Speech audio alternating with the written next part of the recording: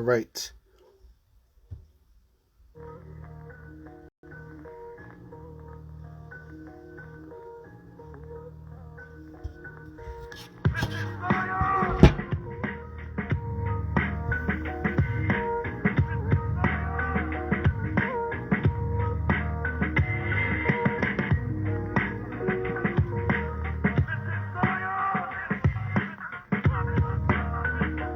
Hold on one second, people.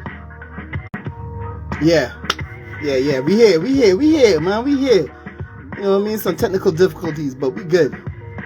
Don't ever worry about that. Glenn, what the hell you doing?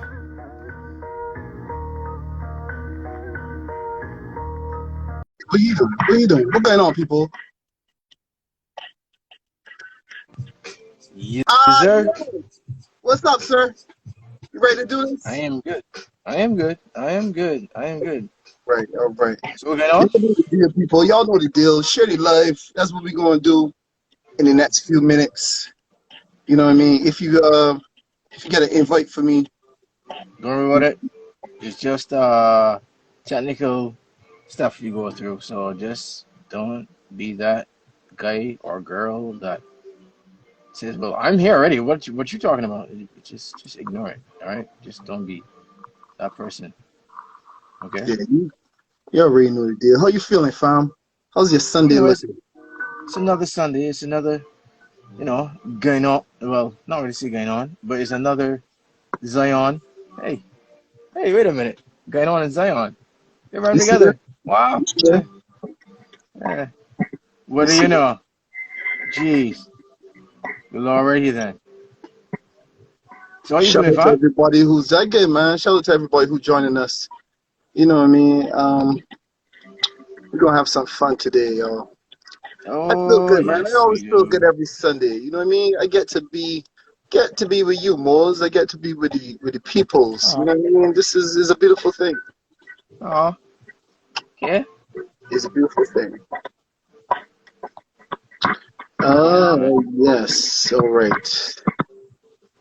It's a lot of people on here. A lot of people on here. Oh, yeah. There's a lot of people here. It's like I mean, to getting. invite.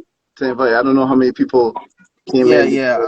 I'm saying the same thing with me too. It's like it's a lot of people here.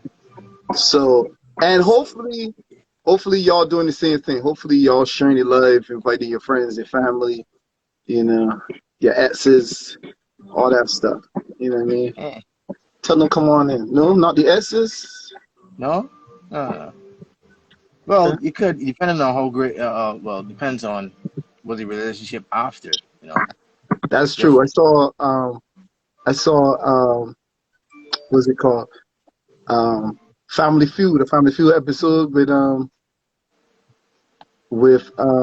what's his name?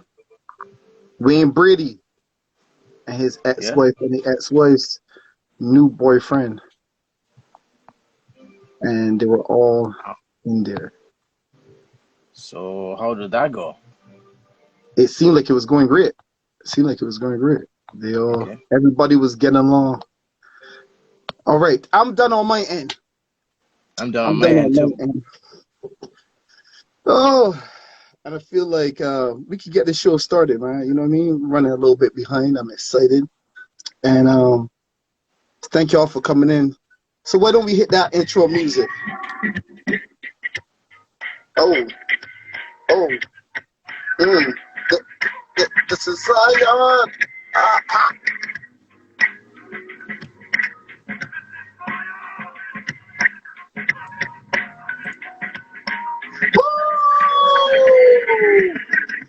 Woo! I like the scratching. Oh. Shout out to everybody who is in the building. Thank you all so much for being here. We were having some technical difficulties on the Xion Network, so we're here for this week, and then next week we'll be back on the Xion Network. But the gates of Xion are open. Come on in, Xion residents. I'm your host, Shawn, aka MD Geist. He's the best, like Aquaman with a hook for a hand. I never left. Bars! Because, Aquaman had a hook for a hand, so he can't go left. Yeah, You, I got it. you'll get it. You'll get it later. Yeah. You'll get it later. With Uh, me, as always, is my co-host. Julian Mosely, aka Mos, spelled Moaz. You know how it is already. You all know how we get down. And we are here every week. The Xion Network is a comic book community uh, brought together here in Philadelphia many years ago for the purpose of bringing the nerd culture, the comic book culture together, whether you're a artist, a writer, a fan, a cosplayer, whatever it is. We are here for you. And, even though it's 2021, Corona said, I ain't going nowhere. Mm-mm. I am COVID still said, here. I'm moving in. I like the place. I want to set up my stuff right here. And then it was one of them type of people, you're not even going, no, I'm here. But then you notice your stuff missing. You know what I mean? You notice the bathroom sink always running. There's here in the Yeah, tub. just That's how COVID is. It's one of those type of people. And yeah. they say that they're going to put in for groceries, but then they never do. They always like, shit, I thought I had it. Well, since we're still in a world of COVID, we can't do the physical meetups that we used to do monthly. So now we are here. We are here from the safety of your screen. You know what I mean? We still got to be together. How you like that? How you like that? How you And like them apples? all right then, you know what I mean? And I like apples, except for Granny Smith apples. Too tart. Too tart. Get my mouth like that. And Okay. so on the show, what we do every week is that we engage in pop culture discussions and a lot of pop culture stuff. For those of you who may be familiar, we got different segments. We have a spotlight segment where we shout out different artists that we like. We have our main discussion between me and Moz. We have what's on the desk where we show some artwork. We have how does it look? How was it? Where we review some shows. We have our special guest, Jason Richardson, who's in the building. BT Heroes. Woo woo. Yes, sir. We have our lit pick and then we have our lit pick, and then we have in other news with our guest correspondents coming in. So we got a lot of show for y'all today. Once again, shout out to Journeyman artist Mike Colston for the beat. That's what you're hearing in the background, our exclusive Xion beat. But before we go any further, we got to do a little disclaimer. You know what I mean? Because people can get touchy. You know what I mean? So I should let you know that the following show may contain some trace amounts of cussing, shenanigans, rudeness, silliness, Yeah. sexual innuendos, strong opinions. The views expressed in this show by Julian and I do not reflect the Xion Network as a whole. Nope. We just want to give you a little escape in this crazy world and have some fun. So don't take shit too serious. All right. So just saying, you know what I mean? We here to have some fun, y'all. You know what I mean? We could agree, disagree, or anything like that. And coming up around 5:25, we are going to have our special guest with us, Jason Richardson, in the building. But Sure. more, I wanted to try something different. Uh-oh. I want to try something different. Uh-oh. Oh my Yeah, God. Whenever you say yeah, something yeah. different, I'd be like, I'd be in for it. Cause like Listen, I'd be like, you gonna like this. You're gonna like this. All right. So this is season 2. I'm typing in the title right now. Right. This is season 2, and I want to do some things different on season 2, man. I want to have a game show. I want to do a little game show. All right. again, This is sure. a game show. This is episode 3 of season 2.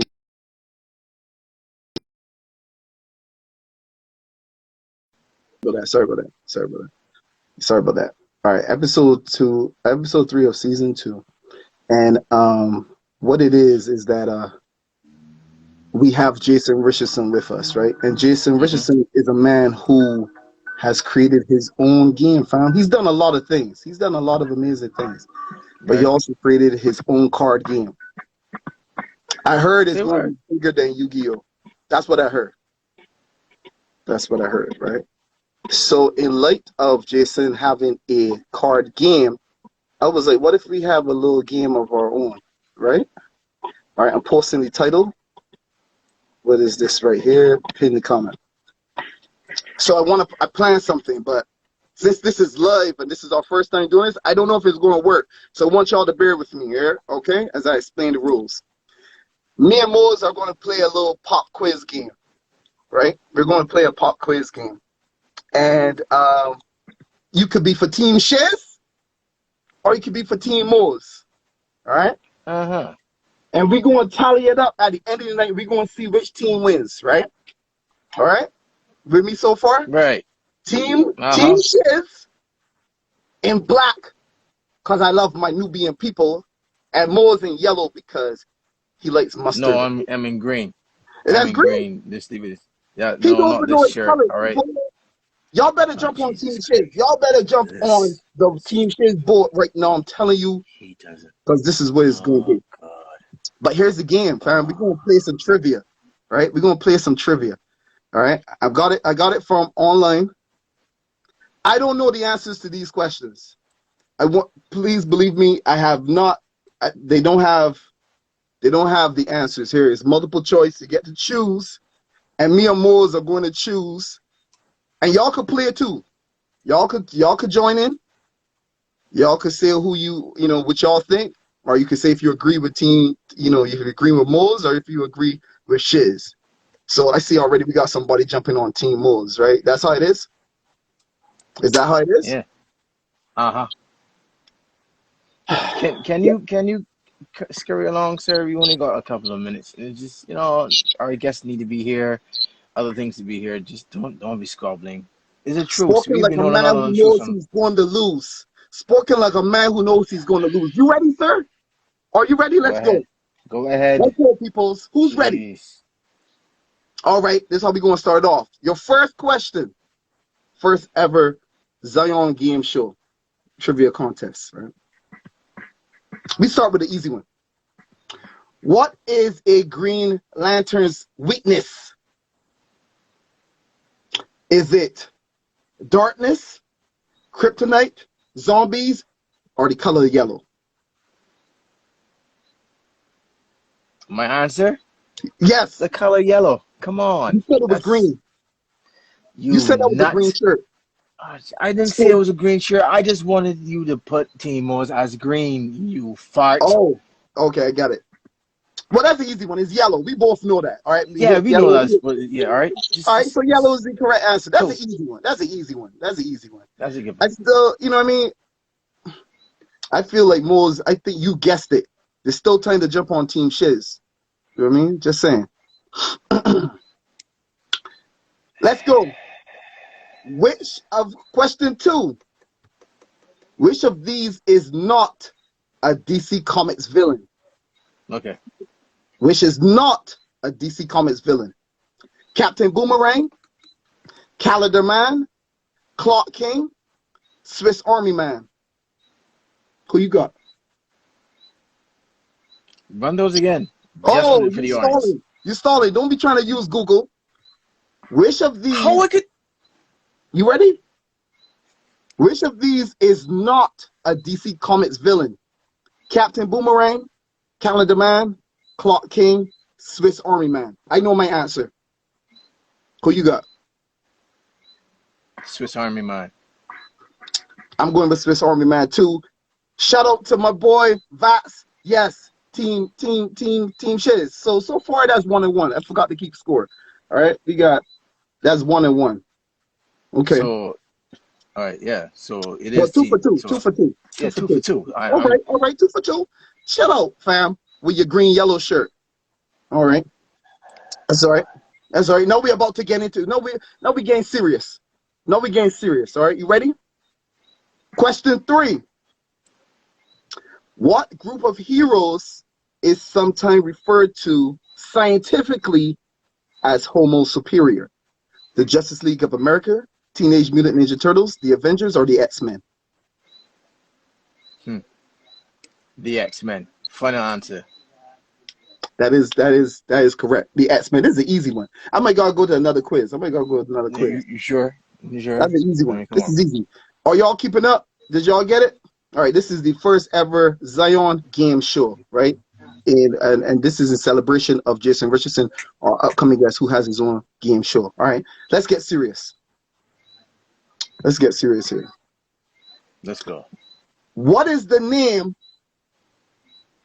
of Superman's dog? Superdog, Krypto, Bowser, or Crypto? Crypto. Fun answer. That's easy. This is too easy. This is too easy. This is too easy. I gotta come with some harder questions for y'all. Come on, let's. Everyone is just wondering, is like, what is this? It's like, yeah. Okay. Even okay. Well, yeah. All right, you ready? You ready? Let's get real. I'm ready. But Bowser would be funny though. That would be hilarious. That would be hilarious, Bowser. Okay. I gotta get a tough one. These too easy. Come on. This is too easy. Okay. Okay, here we go. Now we getting real. How many times is Selina Kyle and Hathaway referred to as Catwoman in The Dark Knight Rises? Now we getting serious. That is what? You like this one, right? Is it once, twice, 8 times, or 0 times? How many times is Selina Kyle and Hathaway referred to as Catwoman in The Dark Knight Rises? Once, twice, 8 times, or 0? What we got? Ooh, somebody said none. Okay. Who you got? You got Team Shiz or you got Team Moz? I'm going with 0. I'm going with 0. That's what I go with 2. I go with 2 times. Just in case. I mean, like, you know. All right. There could be a mention of it. I'm going to hit yours first, right? That's incorrect. It's 0. Yes. Really? Team Shiz. Okay, all right. You get 1. That's what 3. we're doing. That's all they need is 1, fam. That's all they need. You know what I mean? Shut up. Keep going. Let's get serious. Let's get serious here. Cause these too easy. All right, let me see. Ooh. You sure you got the answers? Cause like clearly. Cause I'm saying like you call out these questions and all of a sudden like like it's 0. Yeah. Team Shiz. I'm like, you got the damn answers right next to you, fine. Come on. Okay, you ready? Yes, I am. What is the real name of Spider-Man villain, the Rhino? Is it Quentin Beck, Adrian Toomes, Quentin Jameson, or Aleksei Setevich?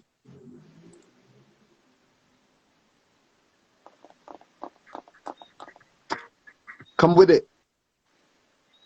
Come with it, man. Don't stall. Call those names again. Call those names again. Come on. All right. Adrian Toomes, Quentin Beck, Adrian Aleksei or Aleksei Setevich. Last one. Aleksei. That's correct. I guessed that. I didn't think that was real. I didn't know. Is that? I don't think that's real. Is that from the movie? Yeah, that's from the movie, and he's Russian. But that can't be in the series. That's not real. In the actual comic book. Okay, yeah. I never knew the Rhino's name. You know. That's a thing. You always you knew him as the Rhino. We didn't know exactly if it was a name or not, but yeah. Okay. All right. Okay. All right. Next question. Let's see here. All right, I gotta get some tough ones, man. I gotta get some tough ones because these too easy. Man. This is like come on. This is what I should have went with a harder say. I saw some of the questions. I was like, oh, this is hard. You should remember the hard. Okay. All right. You ready? You ready for this one? All right. Team Shiz in the lead. just as a reminder. You know what I mean? Yeah, but did you wait a minute. Did you guess that name correctly? That's why I went with. It's the only one that seemed to make sense. Don't come with that. As a 0, it is still tight. All right. All right. You know what? I like this. We got questions from the audience. We got one from Reflex.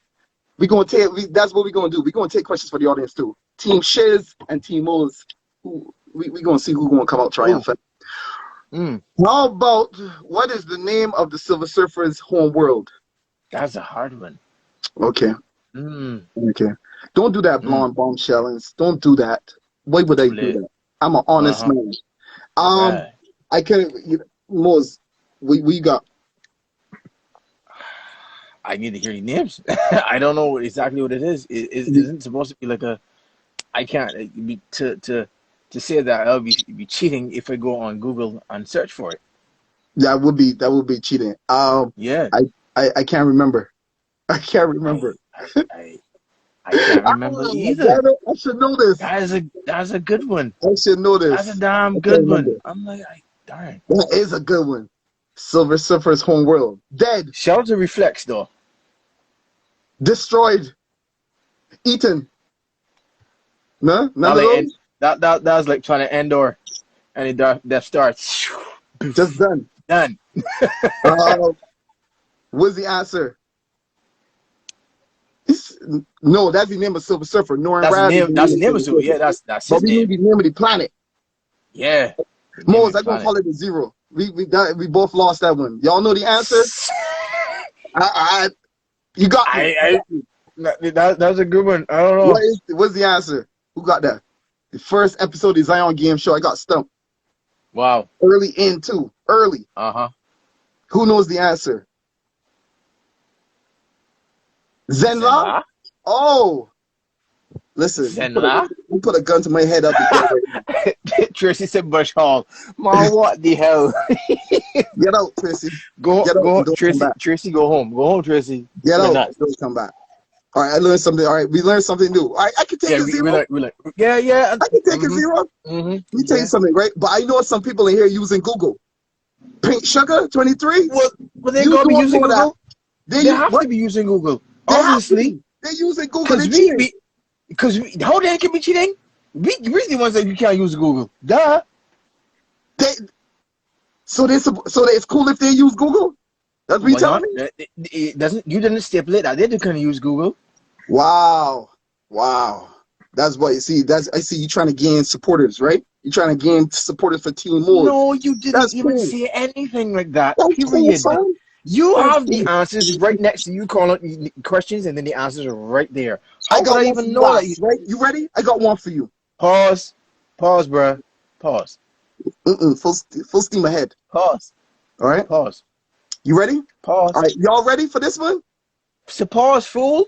What is the name of the metal used to construct Wonder Woman's indestructible bracelets? Vibranium, adamantium, osmium, feminine. What? The last one? Feminine? What is that? Feminine. It's feminine. Seriously. All right. You got to pick an answer. I will go whatever. Osmium? You going with osmium? Yeah. Let me tell you If I get it something, right? wrong, I'm telling you, it's cool with me. DC is so terrible. And these comments back in the day were so whack. I bet you it's feminine. I bet you it's feminine. If this feminine, I could just be dying all night, right? She said vaginum.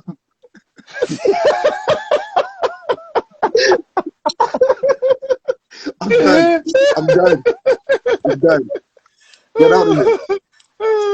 Somebody take her phone, please. Somebody take her phone. All right, feminine. That is correct. That's another point for Team Shiz. Ew. Like how lame is that? Fam, Like, you know comics books back in the day was terrible. You know that. That's terrible.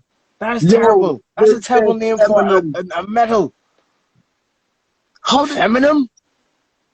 Is that in the ore of Themyscira? Is that in where did they get the metal from? Is it like vibranium to Wakanda? Well, that's the thing. I don't know. Is it like adamantium to Earth? I don't know. Oh, feminine? Okay. All right. One more question before we get into it. Yeah. One more question. Let's see. Let's go with. Oh, that's an easy one, man. Let me switch. Let me switch and go over to this other trivia right here. Okay, y'all ready? This is a hard one. Which of these names has Billy Kaplan not used? Everybody know who Billy Kaplan is? All right. Oh, right. All right. Right. Which of these names has Billy Kaplan not used? Asgardian, Demiurge, Wiccan, Spellcaster. Who you got? I'd say the second one. Demiurge? I agree. I Yeah, recognize because I'm Asgardian. I sure recognize I Wiccan. recognize. Yeah, me too. I don't recognize Spellcaster, but I think it's that other one. But Let's go. it could work with that. I mean, Spellcaster could work for that too for his name. Okay. So that's what Okay. he's saying. All right. So, whoa, it didn't give you the answer. It's one of those ones where it didn't give you the answer. All right. We're going to see, but we'll see if we right at the end. It's four more Awesome questions. cheese. Let's keep it moving. How many armors does Iron Man have? Enough. That's it. It's enough. 16, 70, 85, or 100? What are you going with? How many armors does Iron Man have? 16, 70, 85, or 100? Man, I said like shit. I'm going He with, make it. I think I'm going with 70. I think I'm gonna go with more than that. I think about 80, 85. You going 85? So it's Yeah. 16, 70, You got 85, two. 100. So Yeah. you got 70. I'm going to write these down.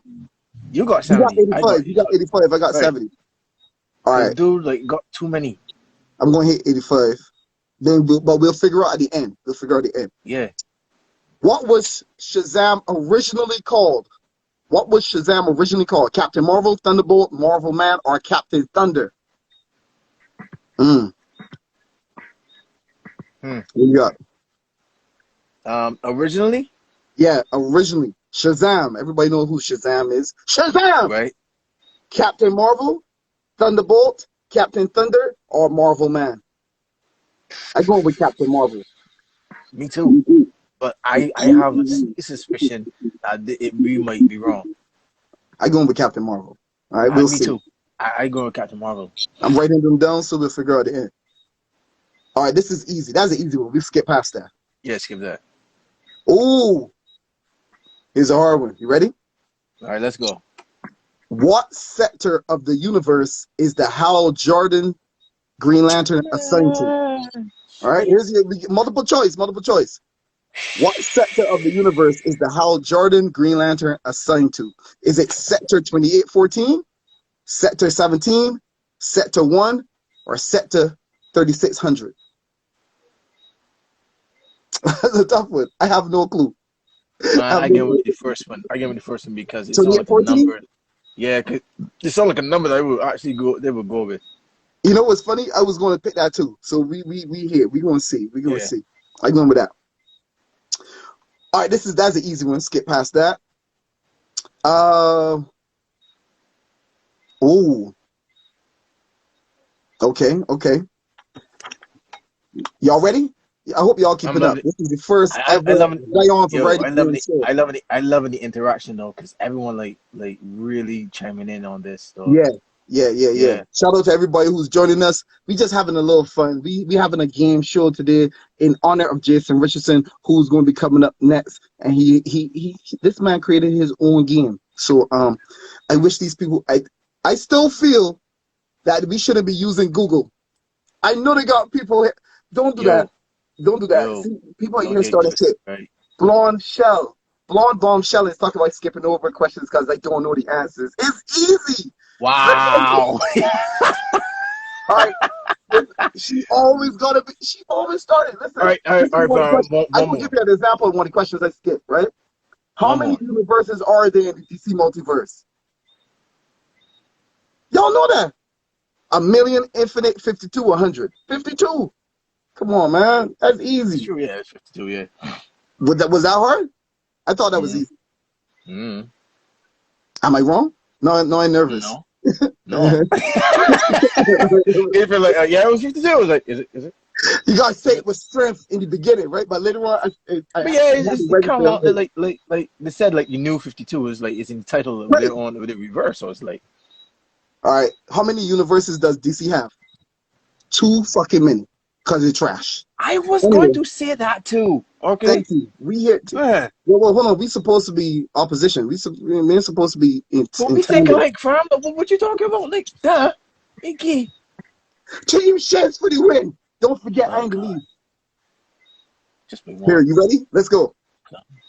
Here's a tough one for some of y'all. I know the answer to this one. Where did the terrorist attack that started the first superhuman civil war in Marvel take place? New Jersey, New York, Sokovia, Stamford, Connecticut. What you got?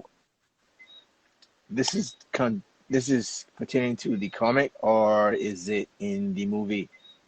That's a good question. So this is in the comic book. This is in the Ooh. comic book. All right. Where did the terrorist attack that started the first superhuman civil war in Marvel take place? New Jersey, New York, Sokovia, or Stamford, Connecticut? What you got? That's a Stanford. I going with Stanford. It's Stanford. I That's feel strong Stanford about Stanford. cause, We gonna figure it out. because Jersey sounds a little bit too easy, Yeah, yeah. and it didn't happen in New York, so it's like, yeah. Okay. And All Sokovia right. was in the movie, so it's like, All right. Does everybody know who this is? all right, I know which one it is, but I know where he's from because there are That's so the many of question. them. So that's the question. Where is There's so many of them. Monel from? Where is Monel from? Monel is the character from Legion of Superheroes that's kind of based off of Superman. Is he from Kandor, Datsum, Krypton, or Tamarin? Where is Monel from? Kandor, Datsum, Tamarin, or Krypton? Is a tough one. I'm going to say Datsum. Me too, I don't know because I why. already know. I was saying because I already know what Kandor is. I know it's Tamarin is already because he had to look like super strange to be Tamarin. Right. So People know they Starfire. I think Starfire is exactly, Tamarin. exactly. It's not Krypton. I It's not Kandor sounds like it might be right, but right, I'm going with but for Datsun. some reason, I go with Dawson. All right, we're going with Datsun.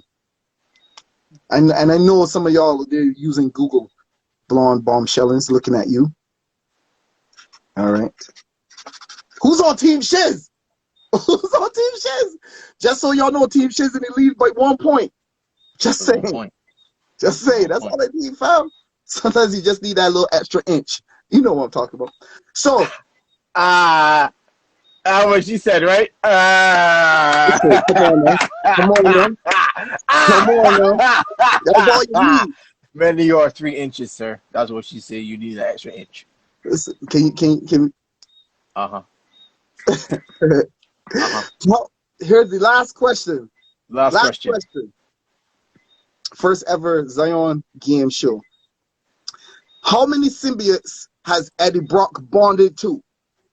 1, 2, 5, or 9? How many symbiotes has Eddie Brock bonded to? 1, 2, 5, or 9? 2. I'm going with 2. I'm thinking Venom and Carnage. No, wait a minute. But he did anti-venom too. He was anti-venom. Ooh, he was? Yeah. So I might He go with bonded with 5. Carnage too? He bonded with Carnage? I think so. Right? You sure? I can't remember if he did. That's the thing. Wait. Is this a trick question? When they say bonded, they mean like really, like Because bonded? that's the thing. Because if he bonded, it would mean it would only be 2, as far as I know.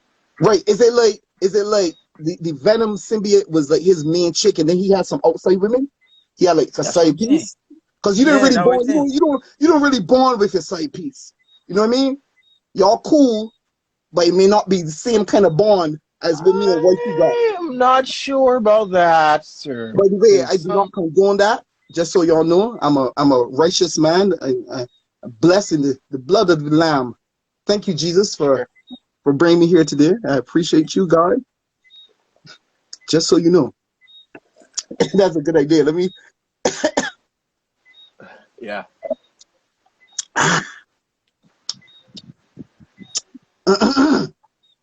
What's the answer?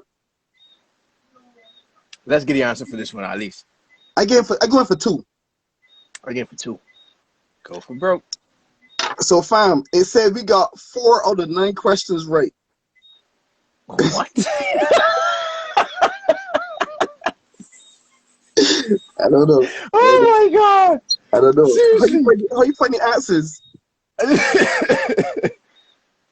Yo, you know very little. We know very little. It says you know very little. 44%. What? Seriously? Yo, how you find the answers?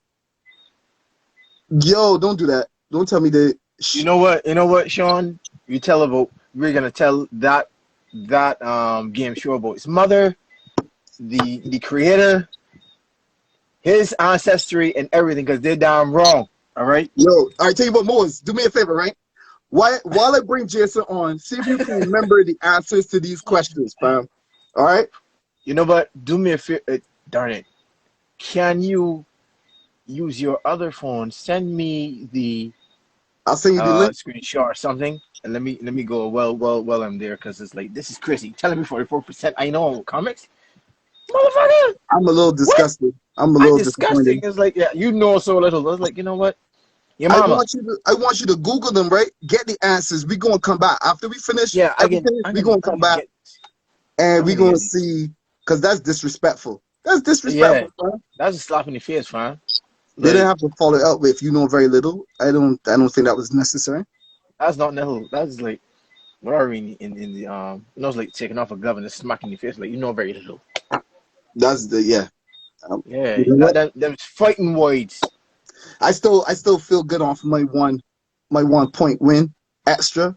You know what I mean? That's how I feel. Even though it's 1 inch. It's 1 inch is just, yeah. Okay. Let's bring Jason on. You have a good one. Yeah. All right. I'll see you in a little bit. Thank you. I'll see y'all in a little bit. Thank you. What's up, people? Thank you all for joining us. This is the Xion Variety Show. We come to you every Sunday at 5 o'clock. And this is a portion of the show where we bring on our special guests. I've been waiting for this for a long time. But last week we had some technical difficulties. But we are finally here. Jason, I'm not bringing you on. Yeah, I'm bringing you on to VT Heroes. Yeah, let's come on. Yeah, because we tested it the other day. So you should be able to come on. Yeah, we had some technical difficulties last week. Oh! And the clouds parted, and he came upon an altar of light. We are here. We are blessed. Yeah. What's going on, sir? Nothing, man. Nothing. Yeah. I've been enjoying the show. I've been sitting here watching. Yo, that Green Lantern one was tricky if it didn't have the multiple choice. Because it was like, what is his weakness? His original weakness was wood. Yeah. Green Lantern was weak against wood. Yeah. I mean, but I don't question what he does in his spare time.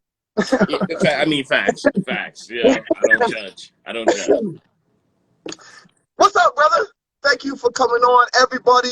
We are blessed with the presence of Jason Richardson, a man, a myth, a legend, modern day Renaissance man. I once saw him build a house by hand in 2 days for a group of abandoned donkeys. It was incredible. You know what I mean?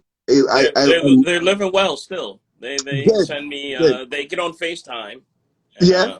Yeah, we say hi. You know. Yeah. Social distancing, even with the donkeys. Gotcha. Yeah, even with them. Thank you for being here, man. First and foremost, tell the people who you are. Let the people know. For the two people who don't know you. Yeah. Yeah. What's up, everybody? I'm Jason Richardson. Some know me as Spider-Man. Some know me as the guy who started J1 Studios. Others know me as the guy who created VG Heroes. And some people just know me as the voice. Well, no, because I was still doing voice acting up until, I guess, the pandemic. Because I was doing... I'll be honest with you, I didn't know that you was doing voice acting.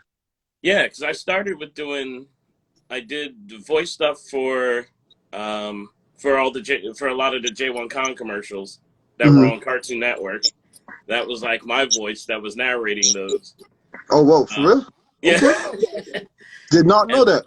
And then for the Showboat, I was their voice for all their sales videos. Like, you know, when it says, like, come enjoy the beautiful, luxurious, blah, blah, blah, blah. That was me. Was that the voice? Yeah. I just felt a little little bit. tingle. I just felt a little tingle. Woo! Well, here's the thing. Let's go back a little bit. Let's go back into you know, When we was the life young of bucks? a young Jason Richardson. When did you first fall in love with this culture, man, with pop culture, with comic books and all that? Like, that stuff over here? You live it. That's the thing. I live it. Like, you should see my office. It seems like you might be a Spider-Man fan. Maybe? I might be. Okay. Might be. I did name my kid Jonathan Parker. What? And he does have an Uncle Ben. You serious? Yeah, he actually does have an Uncle Ben. He's We're destined worried. for greatness. He's destined for greatness. We're worried for Uncle Ben, though. His what? We're worried about Uncle Ben. Yo, I thought you said his first words were Uncle Ben. No. He has an Uncle Ben. Right. He actually has an Uncle Ben. Well, hopefully nothing happens to him. I hope he doesn't have to learn that responsibility lesson too early. Yeah, when did you first fall in love with him? With art and all this culture? I'd say I was I was 3 years old. My mother, we moved to, she moved to America and had me. Because you're originally from the Caribbean, right? I mean, with your parents from Jamaica, right? Yeah. I felt it. Jamaican and Panamanian. I should have had like an air horn right here or something. Sorry, go ahead. I know, right? Yeah, we should. I have my bolt. I have a bolt sculpture on the wall. For real? Yeah. You live it. Yeah, really. So when I actually went to Jamaica at 3. Mm-hmm. And as a gift, my mom decorated my entire room from bed to curtains to wall in Spider-Man. Whoa. Like my entire room, everything was Spider-Man. And was she into pop culture? Was she into Spider-Man? Okay. My mother worked with the University of Penn bookstore before it was the big bookstore that you know in Philadelphia now. Mm-hmm. It was a small little store under Locust Walk. For those from Philly who know the UPenn like college area, and she would always bring me back different books. She wanted me. I was really into knowledge, even I was reading at a really young age. So she was bringing me back comics and all kinds of stuff, and she taught me how to play video games. She got me into comics. Got me into programming. So my mom, she was doing some dope stuff. She was gonna be a pilot for the Air Force. What? Shout out to moms. Shout out to all the amazing parents out there who get their children into the culture. That's what's up. And single parent moms out here, and single parent fathers are out here doing it. My mom was by herself, an immigrant, and did all this dope stuff. Showed some love for that. That's what's up, man. Right? Yes. But so she decorated your room as Spider-Man, and it was on from there. Oh, I was my brain was gone, bro. I was like Spider-Man, but I came back with my heavy country accent. Mm-hmm. I was in Kingston most of the time, but then I went to the country and came back. When you go to the country and the island, man, you come back with that heavy accent. It'll change you. Yeah. But so then you came back to Philadelphia, right? Yeah. And what was the next move for you as you got older? Did you say like, hey, you know what? I want to draw a comic book. Did you go to school for it? Did you just like start writing? Like what was the process for you? Well, when I was younger, I was into comics. I was, like every kid anyone who's a comic book artist now, at some point we were making our own little comics and stuff like that. But I wanted to make my own characters. I did do certain things out of fan love, like I did a Transformers. I made a comic out of the Transformers animated movie. Like I did like line for line, I drew out the entire movie. I wish I still had that, man. Oof. But It's good to look back at some of that stuff, man. right? But yeah, I was always into early on. By the time I was 12, and this is before internet and all the fancy technology. Computers look like the Matrix, just green letters on a black screen. I was making computer games. I started making like sports games. I made action games, martial arts games, all kinds of games. And then I wanted to be like Nintendo. Nintendo had just came out. And I was really, really obsessed with, as a kid, how the business was run, like how they ran the company. And so I wanted to do everything they did. So I started making games. I was selling them to, remember the floppy disks, the black ones that were like the actual floppy disks? I would make copies of my games. Yo, punks in over that, fam. Yeah, they think the floppy disk is like the little, like, they don't even some don't even realize that the save icon is a hard disk. They don't realize that it's a disk. That's the disk. I didn't realize it. I didn't realize it.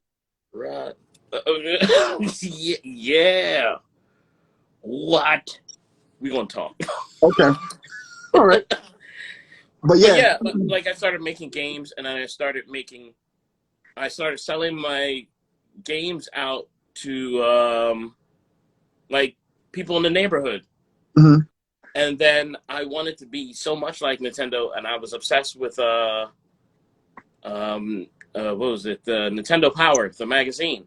So then I made a magazine on tips and tricks on how to beat my various games, but you had to get a subscription. So then people were buying my games and then paying like a couple extra dollars for a monthly subscription, and I would make they're making fun of you. It's always every week, bro. Yeah, but like with that, I started this like little business as a kid. You know, I was making games. I had magazines. Sometimes inside, I had little comic strips that I was making, like because I wanted to be a brand. Yeah, you know. Yeah, I think that's one of the things I always admired about you from the time I met you, and just seeing your growth and everything. Like you always push the branding. Like you were always about building an empire, building a brand, everything. I see the cup, see the hat, stuff like that. We're gonna get into VT Heroes in a second. We're gonna get there in a second. The first time I encountered you, I believe, I could be wrong, but I think we met at when you were doing your convention, right? The first time we met? I think so. No, I think the first time we met was, you know where? Zion meetings. It was? I think it was that. I didn't start them yet. Oh, you know what? Before the convention was actually officially a convention, when it was at the rec center. Right. That's when Right, yeah. So so I first met you when you were starting off your convention, but it was in a rec center. Had like it was a small center. People. Yeah, it had, but you know, it had the feel of a convention. You had the table set up for artists, you had the booths and all that type of stuff. Like, was that always the goal and next in your empire to start a convention, or was that something you was like, hey, you know, why not? What was the thought process behind that? I did not ever once think I was going to start a convention. Like I did have set plans as a kid that I followed through, and I have my bucket list, and I'm happy to say I pretty much checked off. I have to make a new bucket list now. So like I'm feeling good. I'm feeling good. But convention was not on it. Going to a convention and like selling my stuff, that was a thing. I honestly just wanted to make comics and make games. Well, yeah. And do voiceover stuff. Like I started just putting together. I noticed Philadelphia was lacking in a place that people could come together and nerd out. Yes, we had Wizard World and we had like other conventions, but when it came to anime and stuff like that, the Yeah. conventions died off quick. Not a single convention lasted over a year. Maybe 2. One of them I think hit year 2, and then they died. And I was like, why is that? Right. So I was like, you know what? I'm gonna start small, and I'm gonna just do my thing. Yeah. Like I got this rec center. Plus, I wanted to give a lot of the kids, especially these black kids, a place to go and be nerdy, because there's a lot of them that were nerds but had no place to express it. And in your own hood, especially growing up, in the hood, like, you got mocked for being like a black nerd. If you read the comic books, it was like, oh, you trying to be like white people, or you trying to do, like, it was this whole, like, you weren't given that like freedom to explore the world. Right. And so I wanted to create events that were kind of like safe spaces. I hate using those terms like safe spaces and all that stuff, but like give them an actual like place where they can just go and be themselves, and it'd be okay that they're black and into anime. Like this is what it should be. See, they coming at you hard on here, man. They really. I'm used to it, bro. I'm used to it. Yeah, it's all right. It's all right.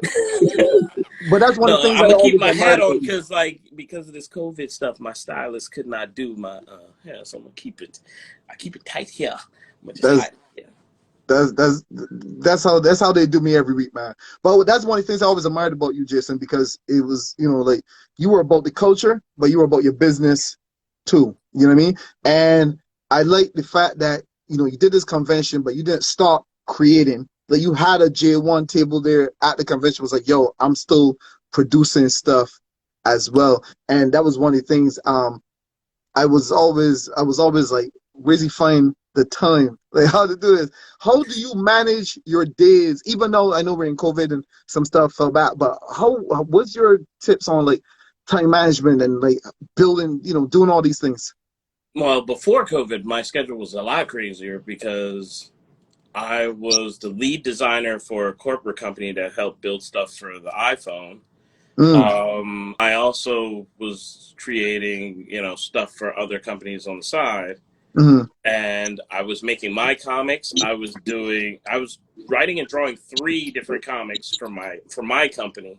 Man, you're showing off, man. Then I was doing freelance comics for different companies. This is back when we were really heavy on DeviantArt and all that stuff. Right. I haven't been on there forever. I haven't been on DeviantArt in a minute. Yeah, that used to be my spot. I went there and people were like, "Oh my God, you're alive." So with that, I'm a Jamaican, man. I got like 50 million jobs. I don't know. I don't know what to tell you. But now with the COVID situation, it is also different because right at the beginning of the lockdown, I was blessed with my son. Well, so congrats too, man. He was born into the world really right at lockdown. I was supposed to actually go to Jamaica maybe a few days or so after he was born because I was building J1 Con in Jamaica. That's incredible. And I was building that, and so I was like, oh man, I'm gonna have to be like, I didn't want to be that dad to be like, yo, I'm going out for milk and cigarettes and just don't come back. But it's horrible. But it's a tour, I got to go do business out there. Yeah. So, but I'm blessed with COVID, like the lockdown happening, because now I'm spending nonstop time with my son. And get to watch him grow. That's amazing. But it's different now because my days are tied up with him. Yeah. Okay. Because my wife, she also works from home too. She's like a top executive thing over at Q. I'm not even gonna get into what business. Right. Know. Salute to her. Right. Yeah. So during the day, I'm with my son. Okay. And he's still in that wandering, crawling phase. So it's not like I can just like not look at him. Right. You know, like it's just like Yeah. all the time. And he's my precious little guy, so I gotta like stare at him. That's beautiful. And then on top of that, we like high five in the evening, and we're like tag out. And then I go to work, which is now my office, which is this Right. office.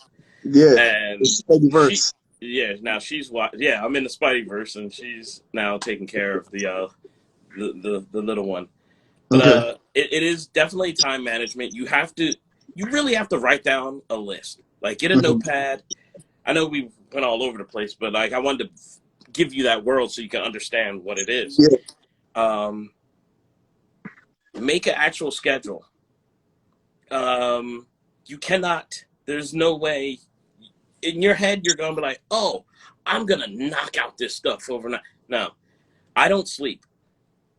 I black out. I just black out. I don't even sleep. Just I just pass like over drawing. then. I'll be drawing. I'm like, what? And the days just blur into each other, right? I know that. Oh yeah, the days blur into each other like crazy. The only thing that helps me is stuff like this because it's on a certain day, so I know. Like Right. Today is Sunday. Like today feels like Tuesday right now. So, but you're getting stuff done, man. So I gotta salute you for that because but it's all writing down notes, and you have to be real with yourself. That's the yeah. thing that like I tell people every time I speak at schools and stuff like that. They ask me almost a similar question. I'm like, you got to be real with yourself. You're not gonna get everything done, so you have to say, all right. Today, I'm going to just, and I learned this from Queen Time Management, the missus, because she does that. Right. She writes down notes for everything. I just don't sleep. I just go like, for the next 4 days, I'm going to be up working on stuff Right. and a baby. Like, but now I'm forced into like, this is, like 6 o'clock. Anytime, remember whenever we had a talk, I was always like, anytime after 6. Like, I know after 6 is my clock in time. And then I have that free window up until 8 to not work on anything, but like cook, clean, eat dinner. Like 6 to 8 is that family time. Yeah. Then after that, from then to like midnight I'll do sometimes 8 to 10 is my creative time. And then 10 to 12 is whatever. Sometimes, throw back a few, play some Spider-Man. I got you. So structure, just taking notes and everything. But you touched on something earlier. I wanna circle back to. We're getting to VT Heroes. I want to talk VT Heroes. But me being from Barbados, a lot of the viewers, Mo's being from Barbados, a lot of the audience too lives in Barbados, and I know a lot of people have Caribbean heritage and stuff like that. Where do you want to see the Caribbean grow as part of this comic culture, pop culture, society? Like, I know Barbados. Shout out to to Omar and Mel for what they're doing with Xion, with Anime Con. Those are the two organizers of the comic book convention in Barbados, right? But I know you said that you were going back to Jamaica and doing the J1 Con there. How is the pop culture community in Jamaica, and where do you want to see it go from here in the Caribbean as a whole? Well, let me get on down to that, because one of the things that I travel to Jamaica often enough, but I go to just see family. You know what I mean? Like, sometimes I just stay home. I might go down to the corners. I'm like, go back to the country. The country. Yeah, I got you. Go to the rum bar a couple times. Just right. Few festivals. But like, I decided that I wanted to invest something into my culture and into, because like the thing is, when I went down there and I was like, I'm gonna spend a week just looking at everything like a businessman. I'm gonna just put myself in that mindset. Have my driver take me around. Yeah. Your driver. Okay. Excuse me, Batman. It's Parker Industries, sir.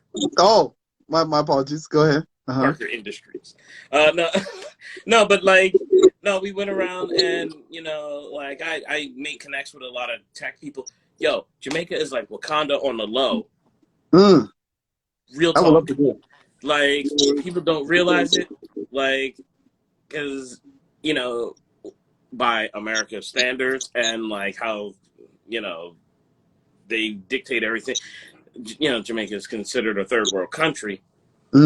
Yo, everybody is tech savvy in Jamaica, like heavily tech.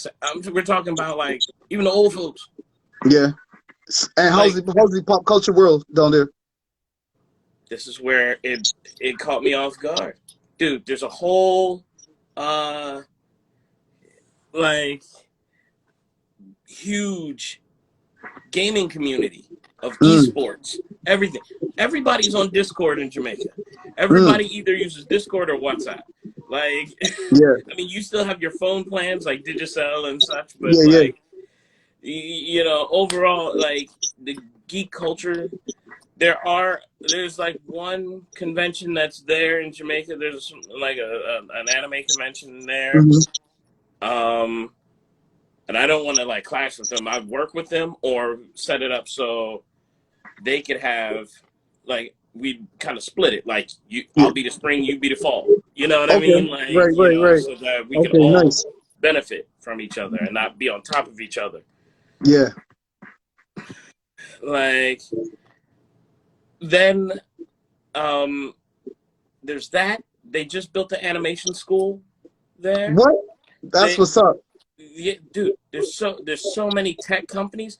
The thing that made me get like emotional while I was there was I was going around because my family is known in the business world in Jamaica and such, and so they were like a lot of people wanted to work with me, so I was having meetings with cats left and right. Most of these cats range from age 24 to 40. These are the CEOs. Wow. And do you know how amazing it is to have a corporate meeting and it's like people from 24 to 40, all brown, just sitting there, and they're like, I own the Northeast, Kingston tech company known as blah, blah, blah. I own Jamaica Esports division, blah, blah, blah, blah, blah. Like, and like having this meeting with all these it felt like I was in Wakanda, and like everybody had their their Google, they had the Google whiteboards, it's like the Tony Stark screens. Like a lot of companies in America don't even have these. It's a whiteboard that you can use as a marker.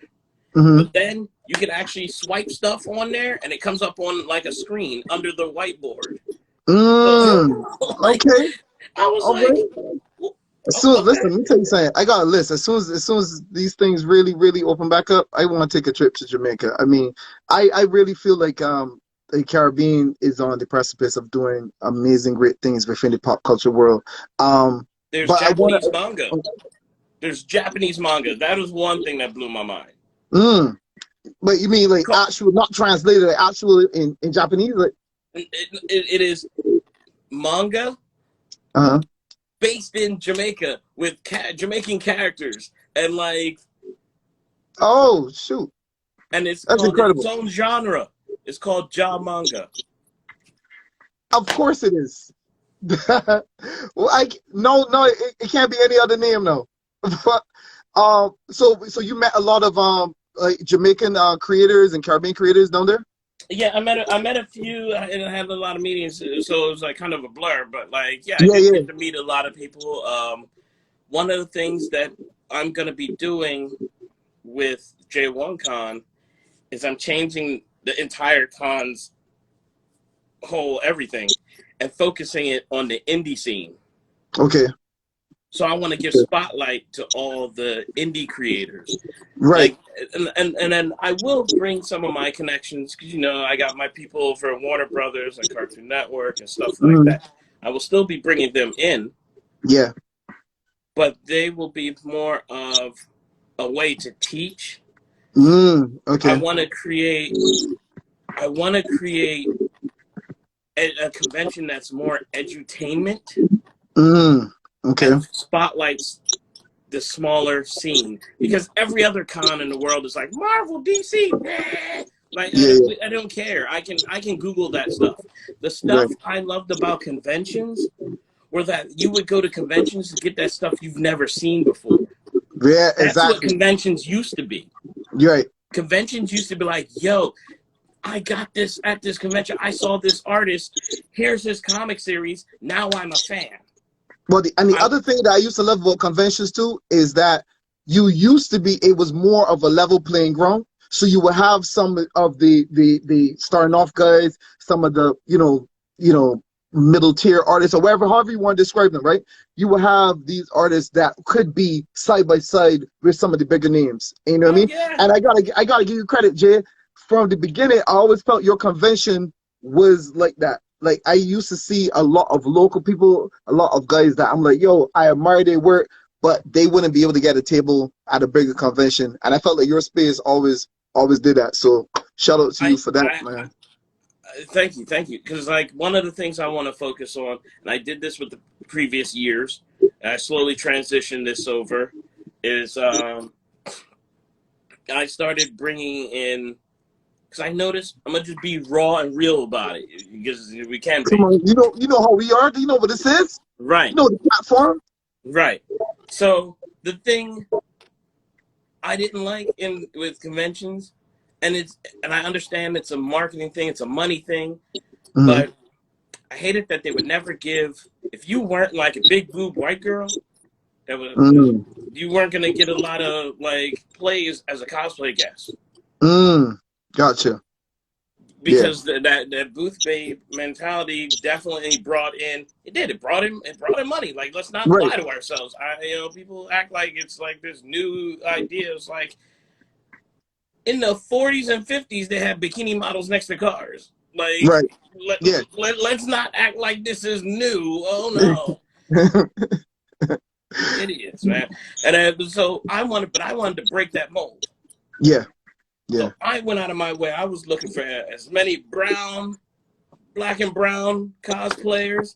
I wanted some plus size cosplayers because they don't be getting any shine. I'm like, yo, there's so many plus size cosplayers that be making some dope costumes and be carving and sculpting and stuff that's like movie quality that deserves to have shine.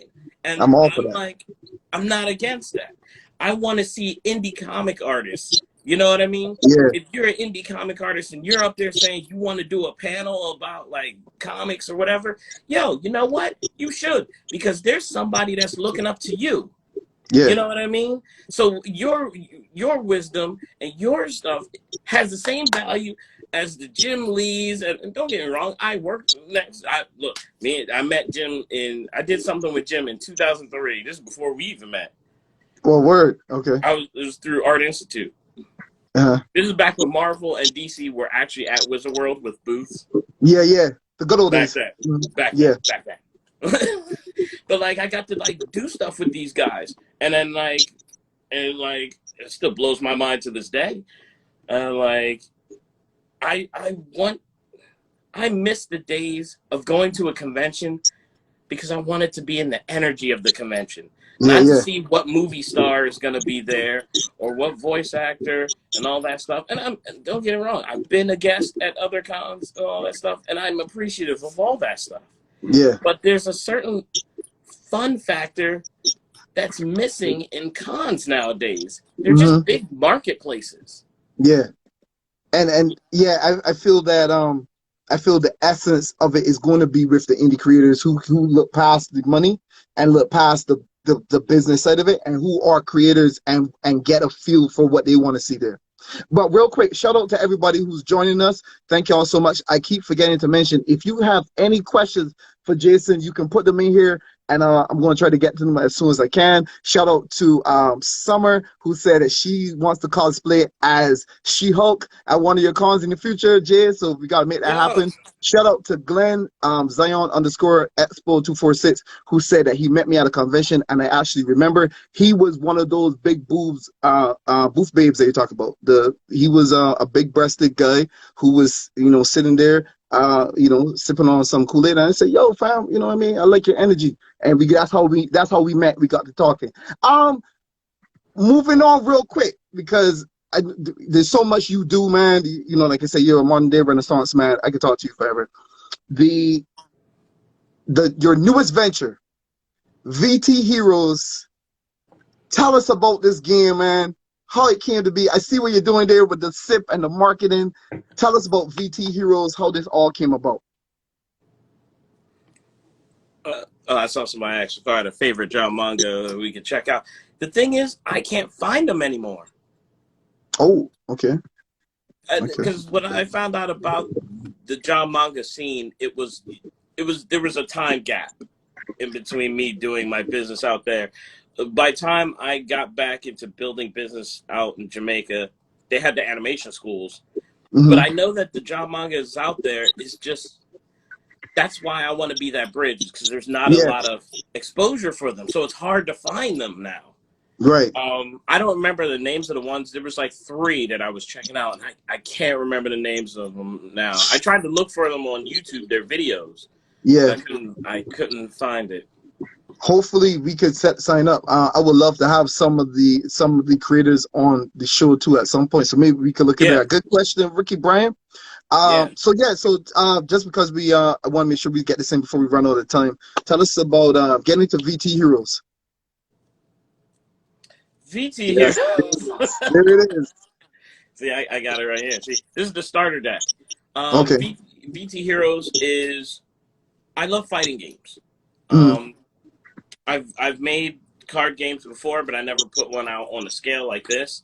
The gameplay of this was actually checked out by the VP of sales over at Upper Deck when they owned Yu-Gi-Oh! So when they were doing this big Yu-Gi-Oh! Tournament, 2003, they came over to the booth because Art Institute gave me a booth. They played the game, and they were like, "If you can make this expandable, we would love to talk about buying this off you." And I was like, "Word?" And I was like, if you want to buy it, then that means it's worth more than you want to give me. So I'm going to hold on to it. I see what you did there. Okay. And then I went and I figured out a way to make the game like a little more expandable. This is a 1-on-1 fighting game. Once you learn it, it only takes one playthrough, 5 to 10 minute playthrough, and once you figure it out, you're like, oh, it's really easy to learn. We've beta tested it with children. They picked it up quickly. I use a lot of low numbers, so it's not like heavy math. The basis of some of the gameplay is rock, paper, scissors, but I add complexity of what you get from fighting games. Okay. So you can do combos, you can do counters, you can do stuff. Like, if you know how to play video games or understand how fighting games work, you've already learned more than 50% of the game.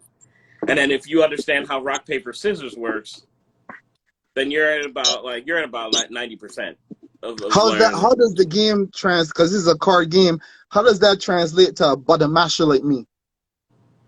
Oh yeah, you can button mash. That's you just throwing down cards, not even thinking about what the strategy behind it. But the thing about people who button mash, it is not necessarily a thing of the mind. It's a connection of the mind to the hand. It's that hand and that hand-eye coordination. You sound like a video game guru right now. You sound like there's a Shaolin temple for video game players or something. But go ahead. Well, but it is though. That's what button mashing comes from. It's like a lot of people have an issue with doing the combinations to get to that move. Yeah. And to get that combination to that move, there's a lot of like timing and hand-eye movements that sometimes some people can't memorize those long combos or whatever. So, Yeah. but this, each card is one of those moves. Okay. So you don't need to worry about button mashing. You like, oh, I got that fireball. Let me throw that real quick. Like, and you put your card face down. You both flip over, and you customize your VT hero before your fight, based on the color, one of the 9 colors. There's also 9 elements, and then 9 totem spirits, like animals or insects. Okay. And the combination actually changes your levels on what you can do. Okay. So you can build your character to get stronger and all that, to customize them and stuff like that. So how you play. Let me back up real quick. What is VT? What does VT Hero stand for, and what was the inspiration for those characters? Okay, VT Heroes stands for Virtual Tournament Heroes. The story, like the actual story behind it, is this is the new virtual esport of the future. Like all the different games, all the fighting games, all the Overwatch games, all that stuff. Nobody cares about them anymore. This is the big game. Okay. People log in Matrix style and end up into this world where they have these suits. Okay. One of the things is it's inspired by Street Fighter and Power Rangers. There's I have other stuff in there. You know, you log in like the Matrix, or it's kind of like Tron a little bit. You know what I mean? Okay. All right. One of the things I wanted to do was show the body positivity. Part of the inspiration came from the cosplay scene, because I saw how so many cosplayers who were different body types would get attacked online for either being too skinny or too big. Right. Especially when they wore spandex. So I decided to I wanted to make my own tokusatsu heroes, and tokusatsu is this Ultraman, Godzilla, Power Rangers genre. Yeah. I wanted to make my own set of characters that had different body types. I wanted to break a lot of molds. I love I'm that. a jerk that way. I like to step outside the box and No, that's not about being a jerk at all, man. I love that. We need more creators to think like that. But go ahead. I'm sorry. No. So, for example, most of the shows, like the tokusatsu shows, for example, like Power Rangers, or VR Troopers, or any of those shows, they usually had, if it was a team of 5, it would be 1 female character. Right. Maybe 2. Yeah. That's it. So, in this, I tried to split it down, right down the middle. But it's an odd number, so I did a 5-4 thing. But what was different was the colors that were usually for the male heroes. I made those my female characters. So the character there with the pink, that's a male character. Yeah. So red, green, black, and purple. In a lot of tokusatsu, purple is your specialty character, like how the White Ranger was a specialty character. Purple is usually your specialty character. I made them all women. Matter of fact, the red one is a plus-size woman. See them? Look at them legs. Look at all that meat down there. That's what I'm talking about. All right. You know what I mean? You know what I mean? Looking at a little Barbadian there, a little Jamaican. I like it. A little thickness. All right. Okay. Yeah, you know what I'm saying? Come on now. But then the other thing that people noticed that I did was almost half the cast is female. So it's not just one female character, the pink one and all that other stuff. I did break other molds. I made the pink one. He's actually one of the buff ones. He's the buff dude. Right. Him and the white one are the 2 big muscle guys. Right. Okay, I see it. And then this gray one, see, got a little belly there. I see the little stomach. I see the little bear. All right, go ahead.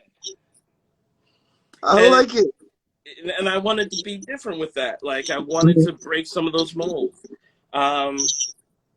And I've been getting a lot of letters of appreciation for making VT Red. for making a thick female character, and like she's actually like the second strongest character, physical strongest character in the game. That's what's up. I see Hell Jumper. He seemed like a big fan. Oh Hell yeah, Jumper yeah, 025. That's what's up. yeah. And then like I made like stuff like VT Gray, because there's a lot of cosplayers who are bigger in stature who love stuff like Power Rangers and spandex and all that stuff, but they get mocked online.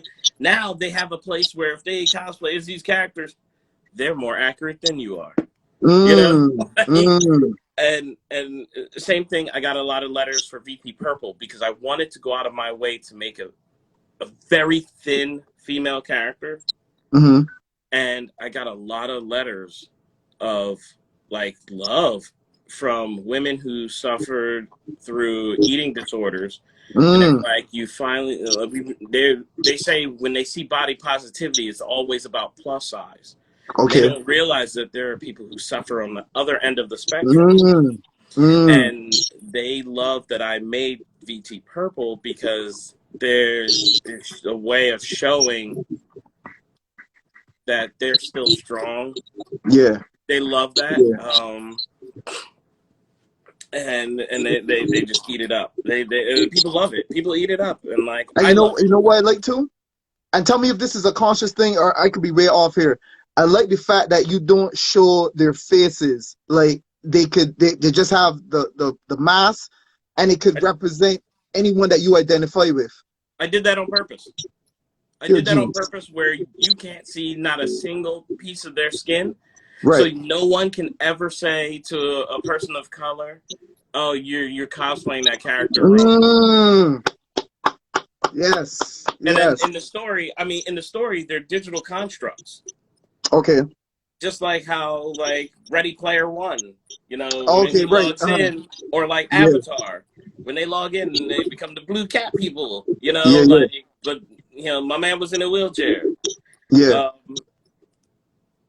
So like with this, I even break gender roles and gender tropes, because some of the characters that look female here are actually, when they log off, it might be a male character. VT Gray, I know VT Blue, which is a male character, right? When they log off, it's actually a little girl. Oh, okay.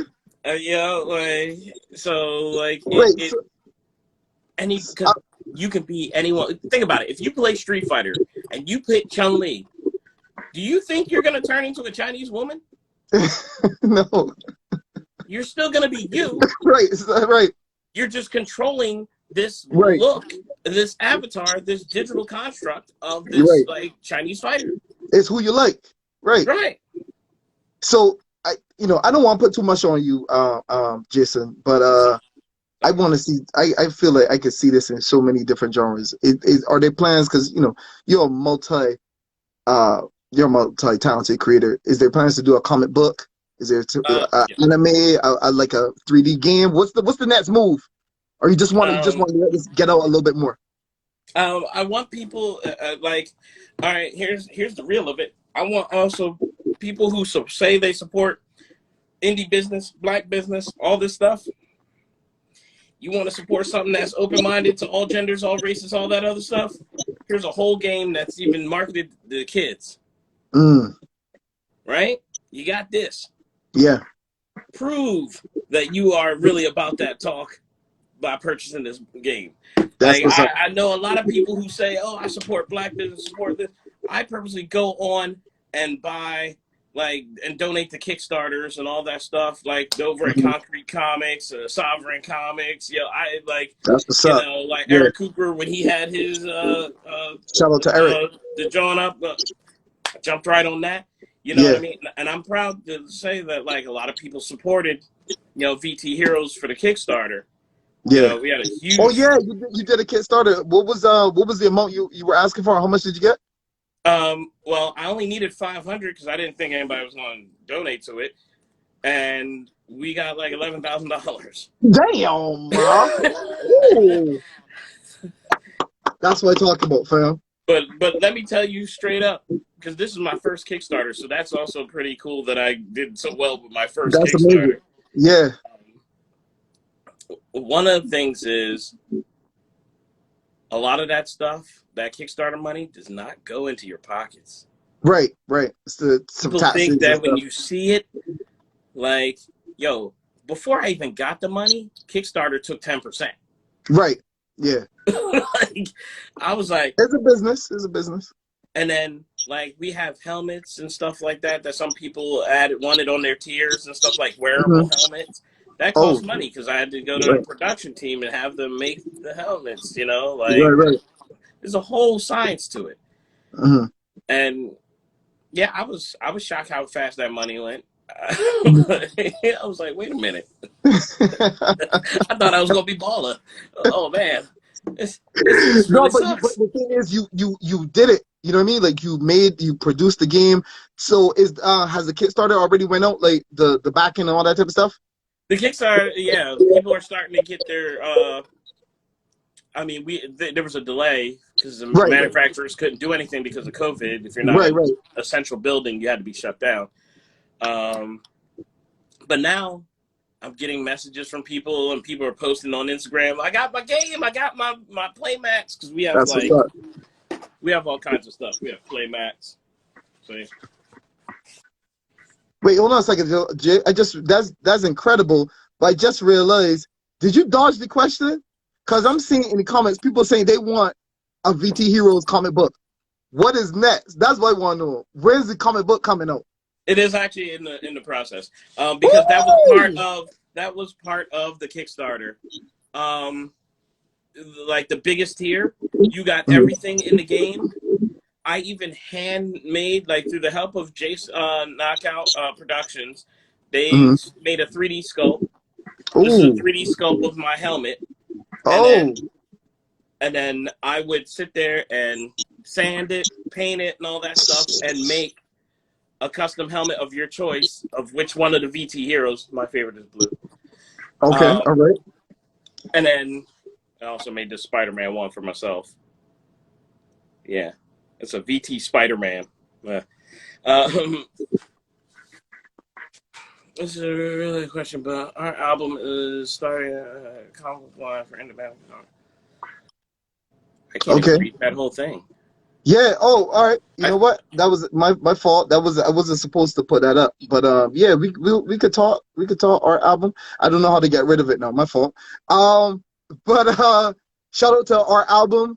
They incredible group here in Philly that they doing some amazing things.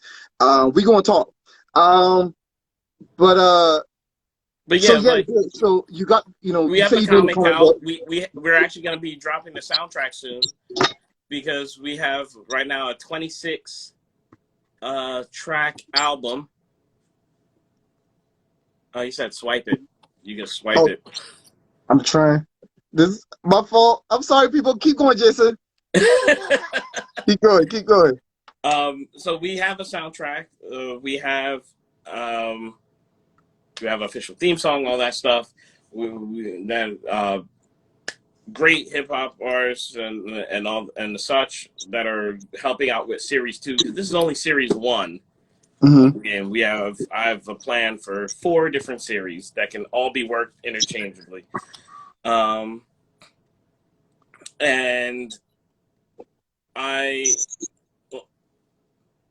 there's a possibility that there's a digital / mobile something maybe happening, but I can't go into much.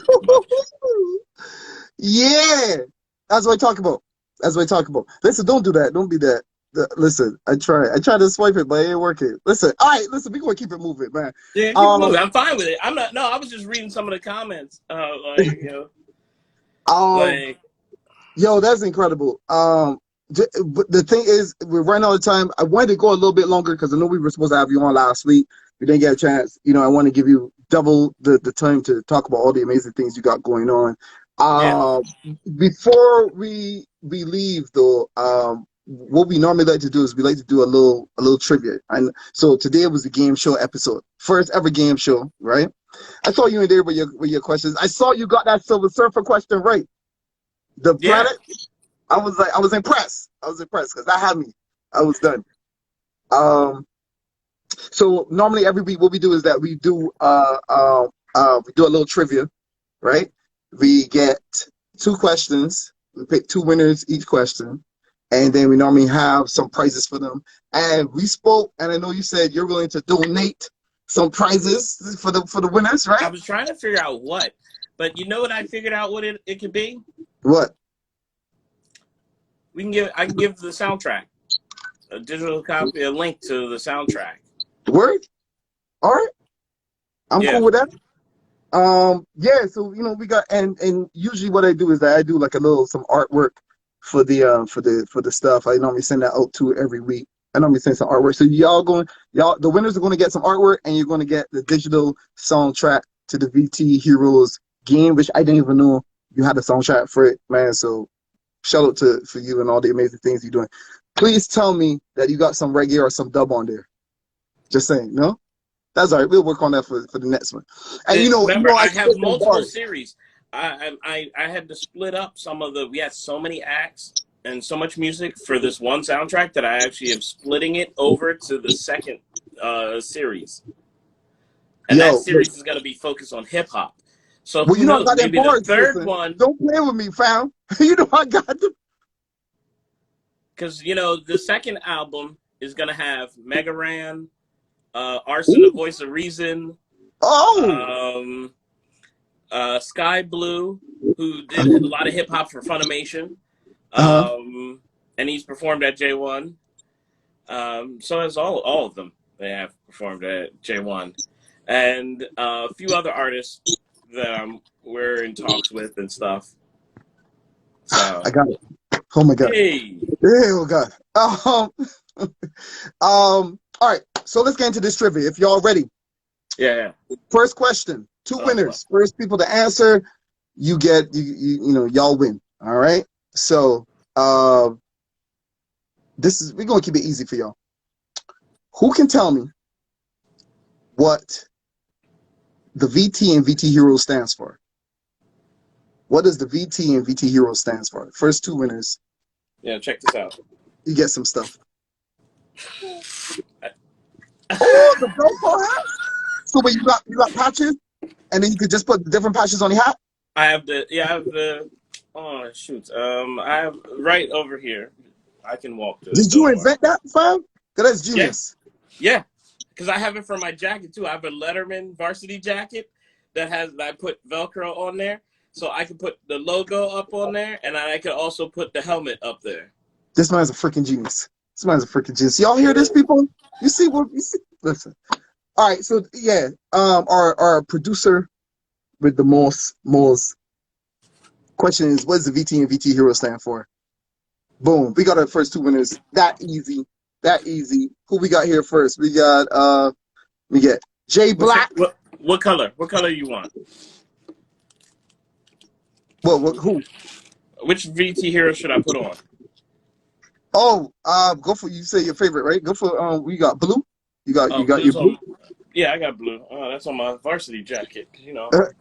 So our first 2 winners, J_Black_2016 and MR Berkey. You are the winners in the first question. Shout out to y'all. Clap it up for them. You got to be quick into that. You gotta be fast. Candy Moise, what up though? All right, you got a second chance to win. Okay, here's the next question. Y'all ready? That's hard, fam.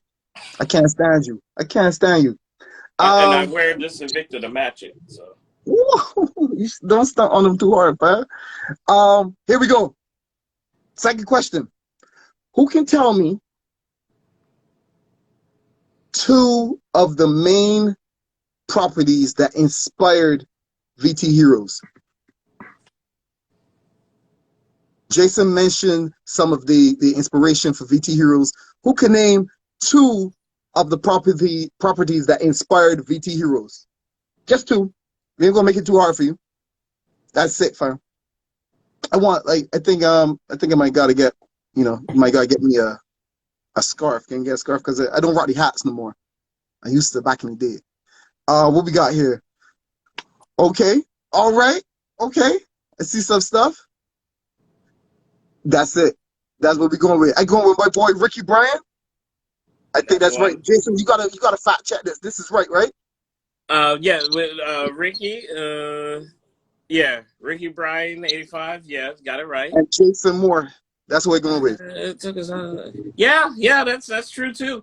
And Boom, you know, we it's got funny. it. Honorable mention for Miranda because yes, Power Rangers and Spider-Man and Power Was Rangers. it though? Was it really Spider-Man? I don't know. I Oh, think Miranda. all right. All right. Here, I'm about to blow your whole mind, bro. About to Talk blow to your me. whole mind. Talk to Everybody, me. are y'all listening? I want y'all to shoot them hearts up real quick, because once I see the hearts fly, I will drop some dope knowledge that will blow your mind. Bring it. I Just want give me it. some hearts. Just Give me overflow with them. the heart. Hold your Get thumb them on the hearts up heart in button. I here. want to see. Get them hearts in here. I might give a praise to Miranda. I might give one to Candy Moores because I haven't seen her in a while. So we need you back on here, Candy. All right, see, we seeing them hearts go up. Oh, All right, now we got it. Now we got the love. Come all with it, right, Jay. there we go. What you got? Now, I'm gonna tell you right now, if it wasn't for Spider-Man, Power Rangers wouldn't exist. What? Yep. Come on now, don't say that. Don't say You want that. to know why? Why? Because back in the day, in the 70s, the Japan wanted to bring over Spider-Man because Spider-Man was popular when it first was dropping over in America. They wanted to bring it over, but the overall idea of it was not exciting enough for Japanese audiences. So what they did was they created their own version of Spider-Man, which introduced tokusatsu, which was like he was a motorcycle rider. I have the show around here somewhere. He had a big ass watch thing right here, and then like he would transform and then get the spider suit because he met this wizard who gave him the power of the spider in a cave, and then he had this ship called the Marveler that was it's a Japanese Spider-Man live action show, and it was super successful. They made sure part of the contract was it would never hit America's shores though. So it was because of the success of the Japanese Spider-Man show. Yeah, the Leopardon. Yeah, it was like a giant. He had a leopard mech. He had a Doom buggy. Like he had all this stuff. Like, and if it wasn't for that, that is what inspired people to make Power Rangers, because they didn't have a thing where it was a guy in a suit that actually can jump into a robot and do all that other jazz and all that stuff. Right. That was brought to you by like them like, as live action. So like Spider-Man inspired Power Rangers. You just dropped the gem on me. You're right. That did fracture part of my lobe. Damn. That's why I had to make my own personal. I mean, I like Spider-Man. Oh, I see. Show the people, fam. But that's why I had to make my VT Hero Spider-Man, you know? Yo, so wait, so in the game, is there a possibility that you would be able to go in and like customize your suit? In theory, would you be able to go in and like customize a VT Hero? I just throwing it out there. Part of the game, that's part of the card game. Now, what I'm gonna be, my plan is to introduce the. I see. The plan is to introduce the actual card game as if I do digital or any type of mobile thing, I want to just recreate that game, like this game, just on your phone or a mobile device. Once I branch out and start doing, say, like a direct fighting game, like it would play like Street Fighter or all that stuff. We'll do all kinds of cutesy stuff like that, where you can change your skin and like, you know, make like a customizable like. Yo, I can't wait to see it, man. I can't wait to see it. Jay, you continue to be an inspiration for me, and I know now for so many other people. Congrats to everything you got going on. Congrats to the winners of the trivia too. We're gonna hook you up. You know how we gonna do. Before we get out of here, Jay, tell them where they can find you. Tell them how they can get the game. That's what they want to know. Yo, real talk. Everybody, I have multiple accounts. You can follow official J1 Studios. That's my main company. You know, it's J1 Studios. All this is run by, owned by J1 Studios. I have my convention, J1 Con. There is a Instagram and everything for J1 Con. Same thing for J1 Studios. There's Instagram, Twitter, all that stuff. I know Moses is going to put it up too. But the main thing is right now, I got to feed this baby. Right. Come on now. So I need that bread. What's that about? I need that bread. I need that bread to blow up. I need this to blow up hard because I would become like the first, I'd be like Black Yu-Gi-Oh out here with this, you know what I mean? Like, it'd be like the Black Magic the Gathering. Come on now. Y'all want that? There's an opportunity to make this happen. Follow VT Heroes on Instagram. Do it. It's at 1,200 followers, and I was really excited about that because that's the only marketing I have for VT Heroes. It's just the one Instagram account. It's a test I'm doing. A weird right. But in the bio, there's a link. There's a link. When you go into our bio for VT Heroes, it'll take you to a link tree where you can buy merch. We got stickers. We got laptop cases. We got phone cases. I got a phone case of VT Heroes here. Magnets, stickers. You can also buy the game. You can also buy the additional decks for the game. You can buy. You could buy not just one, but 2 different play mats. Because here's the other play mat that I didn't show you. That art on there is hard too. I like that. Yeah, all with different art.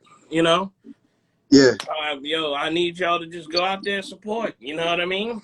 Yo, help brother that's out. What's up. That's how all of these people think that New York Comic Con and Otakon and all these other businesses just magically blew up. It was by actual support. Back in the day, we were hard about supporting businesses because we knew if we threw money at it, it would blow up and it would stay alive. That hasn't changed, folks. We need you to jump on it. We need you to jump on it, and we need you to support. That's what's up. Yeah. Because it's indie. This is still indie. It's just little old me. I'm still. Well, that's what Xion is all about, fam. You know what I mean? Wait, how long did it take you to work on the game? How long did it take from the start to finish? What was the whole process? Well, remember, I had a really bad injury. I had severed my tendons in my hand with this blade. It was Alaskan thing mess. It was a mess. Oh, shit. So it was about roughly 2 years. Wow. That's right. It don't but happen. I had to draw. This is real blood, sweat, and tears. I literally was bleeding, crying, and losing my mind while drawing all the art for this game. Because I did this all with severed tendons. My thumb is still kind of weird, but I feel that you should have saved some of the games with the actual blood on it and sold them for twice as much. You get some original. Right, just have my blood on it, just squeeze my blood on it, you know what I mean? That's realness. They didn't think it's some Obia thing. That's right. The J in J1 does not stand for Jamaican. Okay, people? So stop it. The J1 Studios. Go follow VT Heroes. Jason, thank you so much, man. We got to get out of here because we are past time. I got my man Seth coming on. Seth, if you are in here, throw a thumbs up. Antonio, if you are in here, throw a thumbs up so I could bring you on next. Jay, thank you, man. I appreciate you. Much luck, much success, all that good stuff. Yes, and support. Please support. Your support all matters. Just like votes matter, you all matter. Word. All right, brother. Be safe, man. Catch you later. Later. Peace. Look at that. Look at that. Look. Woo! I got the chills. That's what it's about. This is what Xion is all about, people. The indie people supporting, bigging them up. You know what I mean? Supporting our crew. Yo, so shout out to my boy Antonio. We moving into our next segment. I'm so sorry for the lateness, people. Steph, we're gonna bring you on real quick, and then we're going to Antonio. Is that cool? So let's go in here. Steph, get ready. Get yourself ready, buddy. Let's do this. Let's do this. All right. Let me find you here real quick. All right. I see how this is. My phone playing the fool. All right. It don't want to add you. This is nonsense.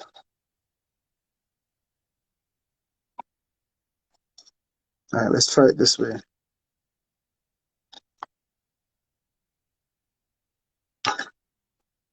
Yo, Seth, I hope you're ready by now. Bam. All right, here we go. Sorry.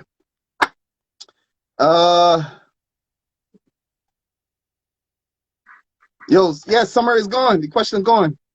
What are you talking about? Come on in here, Seth. Y'all know the segment. In other news, yo, what's going on, buddy? Here we are with our special Xion correspondent, Seth Dolce. In other news, where he brings us news of the pop culture world. What's going on, sir? Shawn, Alleyne, you son of a bitch. I'm in. Still with that? Are we still doing that? I don't. What I do to you, Seth? What's the problem? Shut up. In other news, Okay, let's start this off. DC let's is go. introducing a new Green Lantern Corps. A new Green Lantern Corps. Okay. Wait, hold on. That was a dramatic pause. Oh, Hold on. that's what it was. Okay. Right. It's called the Golden or the Gold Lantern. Right? Okay. The Gold Lantern will draw their powers from the members' infallible kindness, happiness, and joy. Okay. Sounds Sounds good. dear to me, to be honest. Hold on. All right. Hold on. You don't need to Wait. be going there. Shawn, relax. He isn't happy. All right? Let's be cool. My fault. Sorry. Right. Sources are saying that R. Kelly will be a member of the new Corps. I mean, is an expert in golden showers. Might as well put that power to good use. You know? Just saying. All right? This how we In other started? news, Okay. in other news, Deadpool 3 will reportedly be R-rated despite being on the Disney umbrella. Right? Okay. All right. In further news, Armageddon is coming.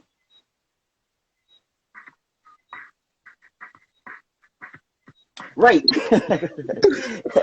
Moving on. All right. Uh-huh. Right. In other news, Charlie Cox, you know, the guy that played Daredevil. I love him. Right? Yeah. He has reportedly wrapped up his scenes in the upcoming Spider-Man 3 film. Woo! Yeah. Reports said he didn't see the role coming and was blindsided by the fact that he was still in the sights of the execs at Marvel. I don't know if it's true or not. I guess we'll have to see it to believe it. This is truly a sight for sore eyes. I get it. I To see what you're doing. Charlie Cox back. Daredevil. I get it. Marvel is doing a beautiful thing, It is. right? But remember, beauty is in the eyes of the beholder.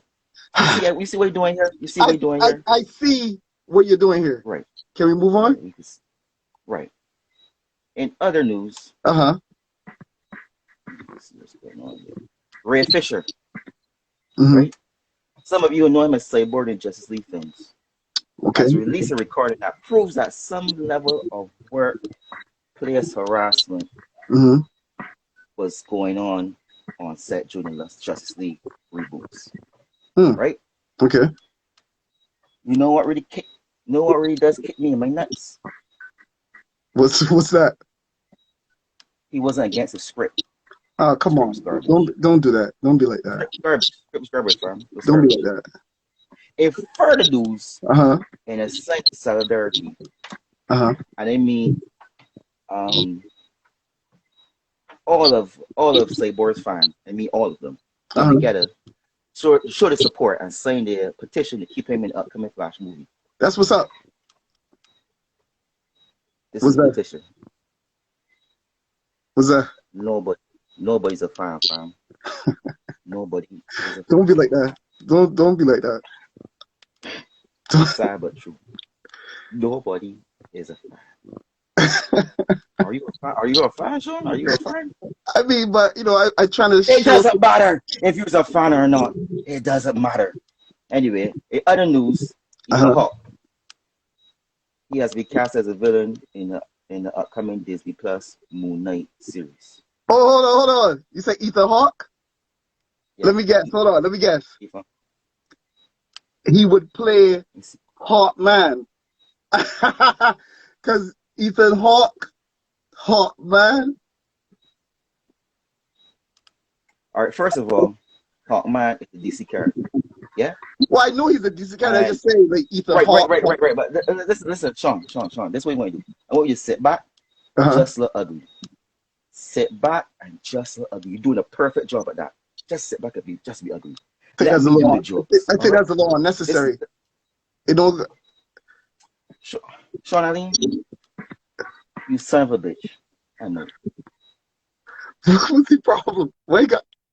What's it? I was just, you know what I mean? I was just playing around. Every week, this is how it is. I don't think that's necessary.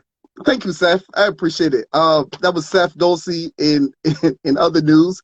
Seth will be back every week to give us the news in pop culture. I thought it was Ethan Hawke, Hawkman. I know he ain't in DC. You know, I don't think I don't think I looked that ugly today. You know, listen, we're gonna keep it moving, man. I need some positivity in here after that. I feel like every week is negative with that guy, man. I'm gonna bring my boy Antonio Palmeres in here. Antonio is coming in with his segment Lit Pick. And by Lit Pick, what we mean is that he's gonna tell us the hottest. Can I get it? Oh, there we go. He's gonna tell us the hottest comic books on the market for the week. He's gonna give his recommendations and bless y'all with some knowledge. Antonio, you there? Calling, come on in. Oh yeah. What's going on, sir? I need some positivity in here, man. I don't know what it is. I don't know what Seth's problem is with me, bro. I'm trying to get over the Charlie Cox comments. Too far. It's too far. And the sit back and just look ugly. I don't know. I don't. So this week's lit picks, I don't. Yeah. So this week's lit picks. Hello, everyone. I am Antonio Palmares, and this is this week's lit picks. Okay, now I didn't even realize that I have a theme going with these, but they're like kind of fairyhood childhood stories that we've heard as children. So let's just go into it right now. Now we all heard the story of Red Riding Hood. Right. Going through the forest, the wolf, grandmother. It's a classic. Yeah, it's a classic. Like, but Image put a little bit of a kind of a more modern adult take on it. Mm-hmm. So we have coyotes here. Ooh, I this heard is basically, yeah. This one is awesome to me. This is from Sean Lewis and Caitlin Yarsky. It's pretty much this young girl who was looking for all these missing girls in Mexico. Mm-hmm. And it turns out that they have been like trafficked by men who they call wolves. And it turns out that they end up being like werewolves. Mm-hmm. And it goes into a whole like so you get the folklore of Red Riding Hood, but you also get some mythology of Mexico and such as well. But when you read it, it reads like almost poetry because of how the art is. The art is, I mean, I'll show you a little bit of the art. The art is just beautiful. It feels, it's almost a little bit Jay Lee-ish, I want to say. I love Jay Lee stuff. Yeah, so yeah, and Jay Lee does awesome stuff. So this one is great. It's 2 volumes, so it's about 12 issues. Yeah, about 12 issues. It's a bit older, but still a good one. Like sometimes I'm just going to give you some of the older stuff because there's a lot of great older stuff that was not heard about a lot. I want to bring that here. I want to bring that to the lit pick. Yeah. I want to sit back and not look ugly, but I want to sit back and I want to show you some stuff. I'm still trying to process that, man. I'm still trying to process that because it was so disrespectful, man. Like I almost spit my chamomile tea out of my blacksci-fi.com mug with art by Shawn Allen. I almost did that. I almost did that. I mean, wait, hold on a second. Somebody said that Jay Lee's art sucks. Who said that? Oh, Rock. Oh, listen. I don't usually do this. I'm sorry to interrupt, Antonio. Rock. I need you to do me a favor. I need you to go and find the deepest, darkest part of traffic and jump right in the middle of it. That's what I need you to do for me. Immediately. Stop everything you're doing. Log out of here go find the deepest, darkest part of traffic and engage in it. Sorry. Continue, Antonio. Because that doesn't make any sense to me. Continue.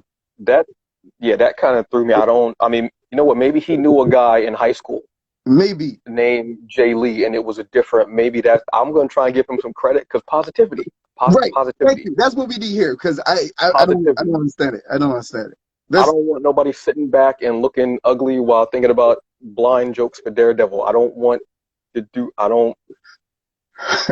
the turnaround on the jokes were very, like, because he went, yeah. Oh, all right. So, I'm going to go to the next one. This is another image title. I'm going to just keep the ball rolling. Just keep it moving. Yeah. Next title. Okay, so again, image. We all heard the stories about, like, the little girl that would go to fairy tale land and she would be, like made a princess and she'd marry a prince and all this stuff, what have you. But let's think about this for a second. Let's look at what Scotty Young would have done with this. So we have a young girl named Gert, 6 years old. She gets sent to fairy tale land, fairyland, and you have to perform these quests in order to go back. And you can, like, this companion and everything, because you know how sometimes they have, like, their conscience, like how Pinocchio had his conscience, Jiminy Cricket, like their little mascot, what have you. But what if you go there and you don't accomplish any of the quests and you're stuck there for 30 years? Damn. So you have the mind of this 36-year-old woman, but the body of a 6-year-old. Yeah. Yeah. And there's nothing but candy and sugar and whatnot. That's pretty much what I Hate Fairyland is. I Hate Fairyland. No, I heard about this book for a while. Never got into it. But now that you've recommended it, I think I might go pick this up.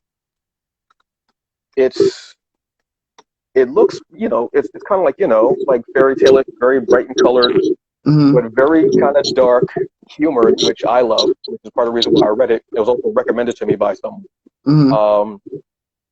But it also is somewhat gory. Like, it's just hilariously funny as well. Her little, like, mascot, like, her conscious everything, is a housefly named Larry, who has a top hat and a cigar. It's every issue out, like, it's 4 trades, so that equals out to maybe about 24 books, I want to say, but there are 2 tomes that you can buy as well, what have you. Okay. It's hilarious. I read one and I was like, well, I got to go get the second one. I got to get the next one. I have to. Hilarious stuff. It's written by Scotty Young, art also by Scotty Young, and it is it's colored by Jean-Francois Belot. I haven't done French in a while. Lettering and design by Nate Paycost, and logo design by Ryan Hughes. Definitely check this out. This one is great. Shout out to Joy Infinity. That's my cousin in there, and I actually got the book from her, honestly. Oh. Hey, shout out, Joy. Thank you. And shout out to everybody who's sticking with us. We appreciate you. Thank you so much. Keep it going, sir. Yes. Shout out to everyone who was just stayed for those. That was my man Seth was I'm have to remember that stuff for, like, next time I go out when everything is back to normal. That Charlie Cox mad right now too. He real mad. He's in a blind rage. No. We're not gonna do that. We're not gonna do that. I like that one. I shouldn't like it. I shouldn't applaud that. No. That was good. No one should like that joke. No one. It's a horrible joke. Come on. Right. So next one. Okay, so we all know the legend of oh yes, King. I'm sorry. King actually recommended it to me. Thank you, Joy. Thank you. All right, so we all know the story of King Arthur. Pulled the sword out of the stone, became the king of England, Guinevere, all that, Knights of the Round Table. So there was a line that always goes, in English time of darkness, a king shall rise. So that usually means that the king is going to be the one that saves us, right? Going to be the good person. What if the king is the one that actually brings about the dark time? I like that twist. So that's what Once and Final is. Oh, excuse me, Once and Future, because we all know the term Once and Future King. This tells the story of what if King Arthur was the one that actually brought about the dark times to England. So these nationalists in England find Excalibur's scabbard, and they realize that King Arthur's still around, that they can resurrect King Arthur and everything. So they go on this killing spree of finding all the items to bring him back. So this this retired monster hunter ends up getting her grandson to help her as they go against King Arthur and all of his resurrected knights of the Round Table. So it dips into a lot of Arthurian lore. I'm talking about the Lady of the Lake, Excalibur, the Green Knight, Guinevere, all that stuff. It's 2 volumes are out now, but I believe it's up to issue 14 or 15, I want to say. This is actually written by Kieran Gillen, Dan Moore, who is killing it right now with art, especially for the DC Future State. Awesome. Tamara Bonvillain, which is an awesome name, actually. Now that I read it out loud, that's an awesome name. And Doug Dukeshire. This one is great. I actually just got the 2nd volume a few days ago, or last week, I want to say. Yeah, maybe. I want to actually start digging into that because it's just so good. Once in Future. This is from Boom Studios, another great company to actually dig on. And I have one more. This is the last one. I didn't realize I had 2 Wolf books, but it's honestly worth it. So last year or so, what have you, you know how every year, obviously, you know, because you are an incredible artist, there's Inktober, right? Where you get basically the gist of it. I'm going to refer to you because I'm not an artist. You get prompts, and they tell you what to do each day for your art piece. Right. Well, someone did an incredible, well, I mean, everyone does an incredible job of it, but someone actually put a story together from this. And that was Micheline Hess. And she has The Diary of a Mad Black Werewolf. This is one of, yes, Micheline Hess of Malice in Ovenland, Mishmash Art. This is in my top 3 of 2020. Really? My top 3. I don't care. You can throw whatever, Spider-Man, X-Men, what have you. That's cool. That's fine. This book, for a couple of reasons. One, the creativity. She created a story out of prompts that she didn't know what were going to be beforehand. And then to do the art each day. That shows creativity for just that art creative. It also is very socially relevant. It's about a clan of werewolves, black female werewolves who go out and they are just avenging black people. So if you are a racist cop, if you are a man that's out there catcalling, disrespecting black women and black children, black men, what have you, they go after you. And I love it. It reads like a bedtime story. I mean, but you can read to your kids if you want. I mean, it's a bit gory, but I mean, if that's how you want to read your kids, I'm not going to tell nobody nothing. Okay, right. Everybody's different. I'm saying, but it's just great every page. And she has this phenomenal art, too, which I definitely love. So, yeah, you can get this through Mishmash Arts. This is from Micheline Hess. She wrote and illustrated this. Like I said, it reads like a cautionary tale bedtime story. I absolutely love it. Like one of my top 3 of 2020, hands down, easy. You blessing me, man. I think I'm definitely trying to get that this week. Thank you, brother. And anything that I have, I actually will always put on my my IG page. That is The Hungry Bleak. I'll always have stuff up there popped up. You can also check me out at the Fandom Initiative, where myself and my partner, Michael Williams, Cinema CEO, we are on break right now, but we go through pop culture and comics and movies and everything, and we talk about it, we put stuff up and everything, and there we go. That's it. Boom. Thank you, as always, Antonio. Appreciate you, man. I love you and hate you because thank you, sir. I got more stuff to read. But thank you so much, man. You're welcome. Thank you very much. We'll see you later. Peace. All right, see you, man. Peace. All right. Thank you all for rocking with us. Just so you know, I do see the comments. I know that you guys said that the question is still on there. On my screen is gone. I don't know. I'm going to try something. Hold on real quick. Let me see if this works.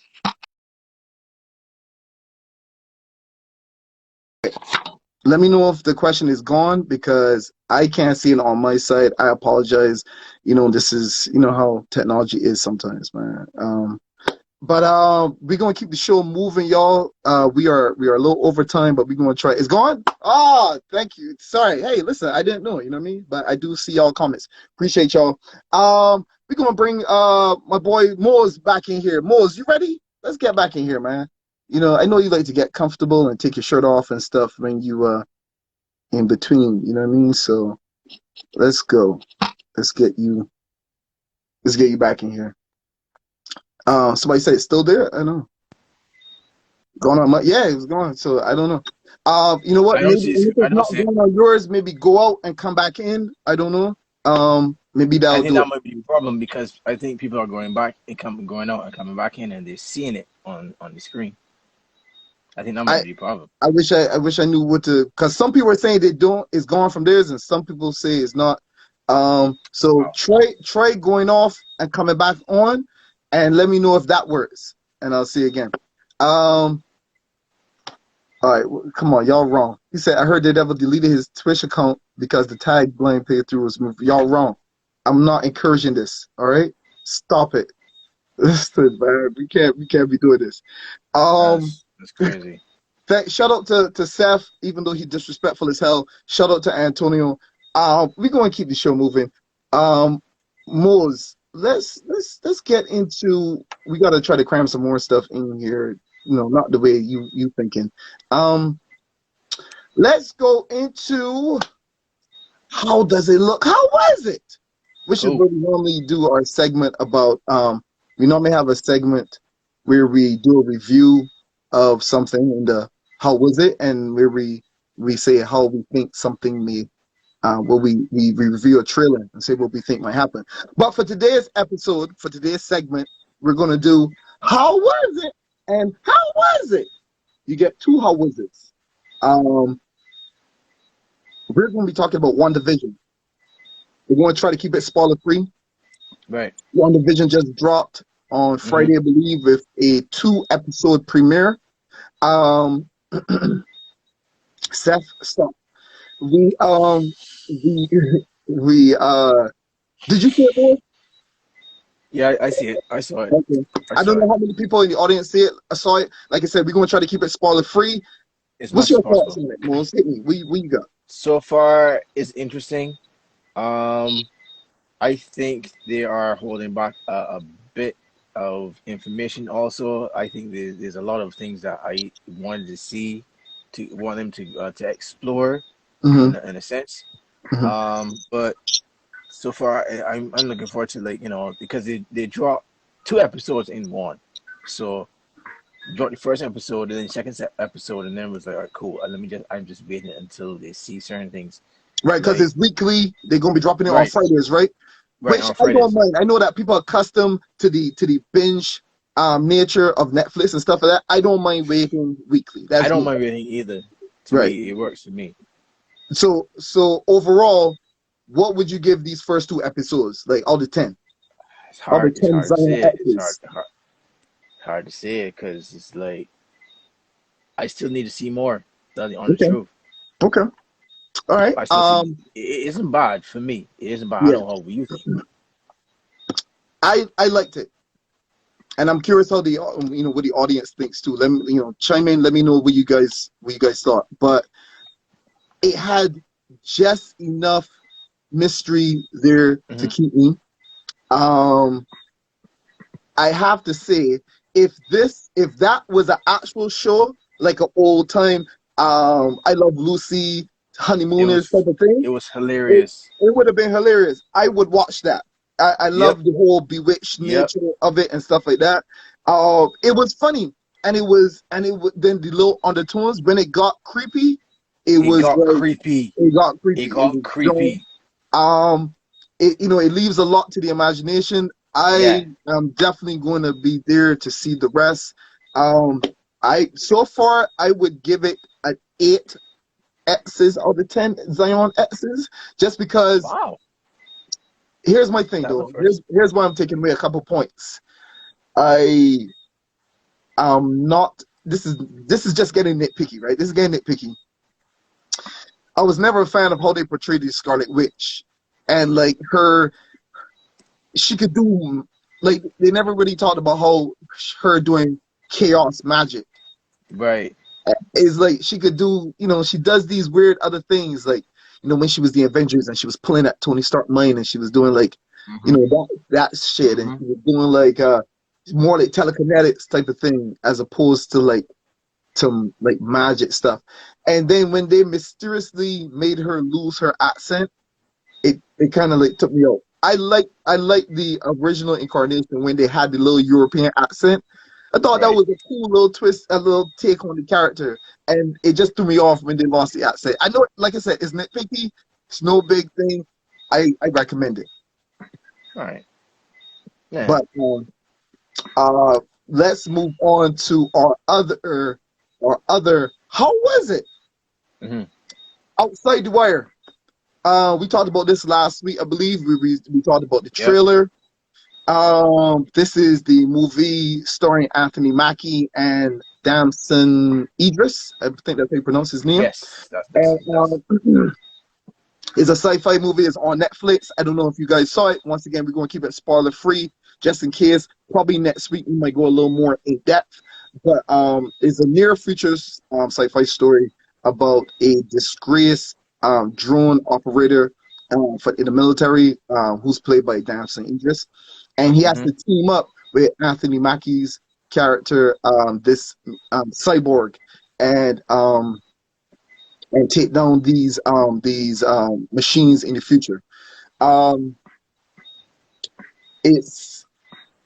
wasn't feeling it. I agree. I felt. Go for it, to Mose. me, like, the premise was there, characters, but something in sidelines, it just went. It didn't go far enough for me. It lost it for me. Did not. It lost it. Like something in the middle. Yeah. Is like right in the second act. Yeah. Right. It just kind of like lost it. So I was like, you know what? It gets to a point where I even care about who's gonna die or who's gonna live. Yeah. It gets to that point. I just want to finish the movie. It's like, all right, well, yeah. We ain't sick today, Mose. We ain't sick. Yeah, because I definitely didn't care for both characters actually in the end. Because like it's true. It was there, but it didn't go further enough. Next week, we are going to go into spoiler territory. We ain't going to say nothing else. We're going to give people a chance to watch it. Once again, let us know what y'all think. I felt it was too long. It was about 2 hours. That was too long. Didn't need all that. I hated the main character. I hated Damson Idris's character. Annoying. It was like they were trying to portray him, and this is not a spoiler, but they were trying to portray him as this kind of like cold, kind of callous character, and then he was going to have this redemption arc. You could tell, you could see it coming. He was going to have this redemption arc, but I just ended up not liking him. I didn't care about him. They did something with Anthony Mackie's character that I'm not going to spoil, that I did not like at all. More, we're going to talk after this. Yeah, I know. Not feeling what they did with him. Like you said, it didn't go far enough. It didn't go further enough. There were some good action scenes. They had a few action scenes. And Mose, you'll know the one to talk about, the one where he met a certain mobster and then he did some stuff. That was madness. I love that scene. I was like, oh, he could do that. Oh, they did that. It wasn't enough for me. It wasn't enough. It was too far in between. And every time that guy came on screen, every time the guy Damson Idris came on screen, I immediately got disinterested. I was like, all right, here we go with this shit. All right, hurry up, get this over with. So next week we'll go a little more into spoilers. Y'all tell me what y'all think. I wasn't feeling it. I'm sorry, man. And I wanted to like this so bad. I saw the trailer. I really, a lot of people don't like Anthony Mackie.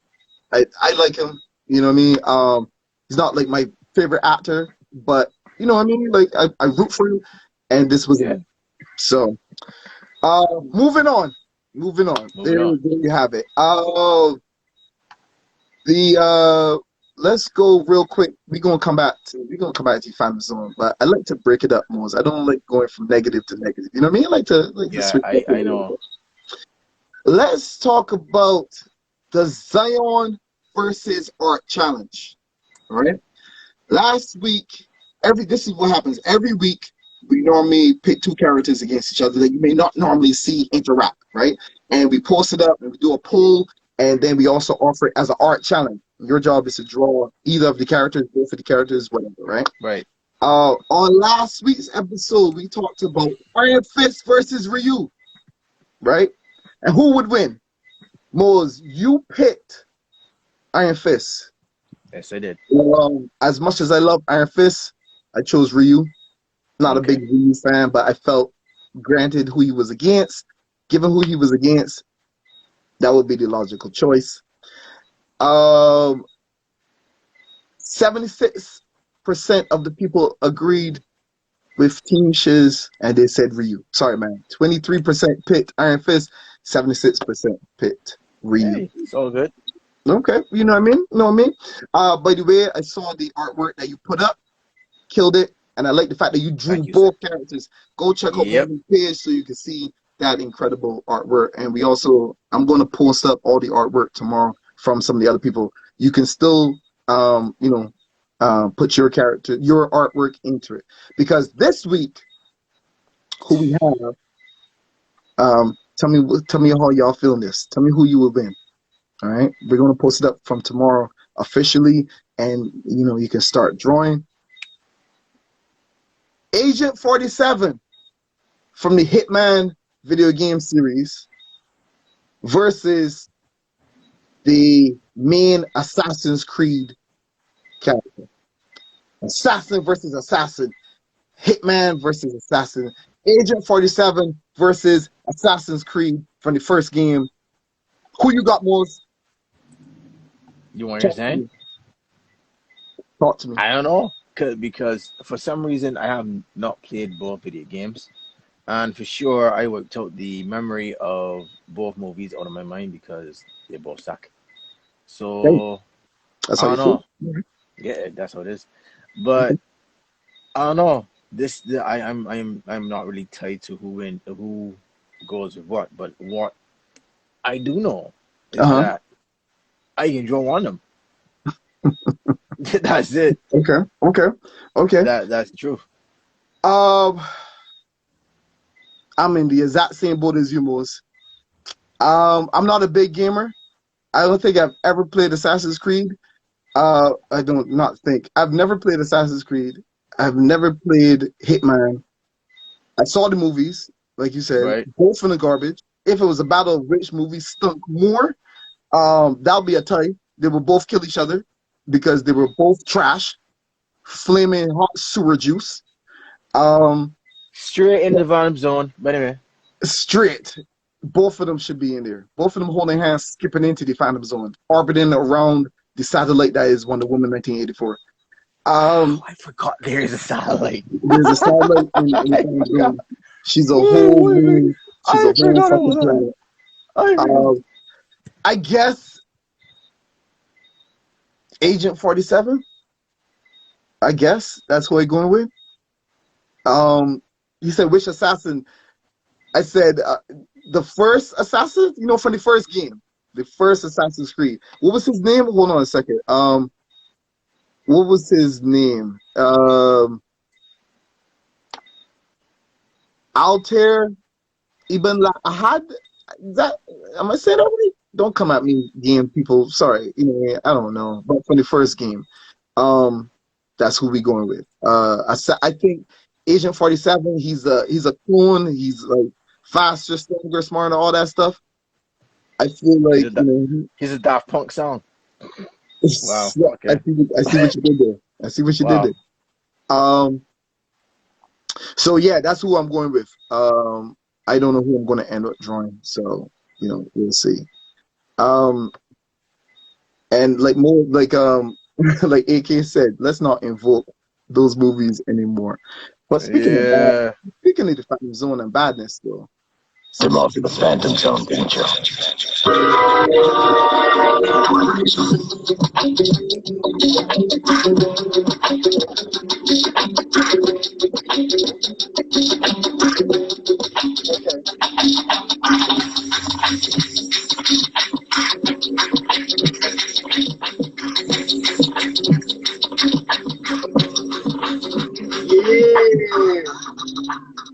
We are in the Phantom Zone, people. You know what that means. The Phantom Zone is where we take something that we are over with, we are done. It has to get the hell out of existence.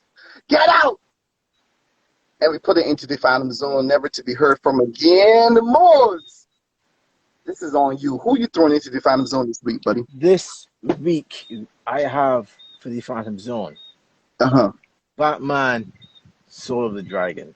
Oh, I didn't even see it. For the mere fact of the plot armor that happens to be Batman's thing.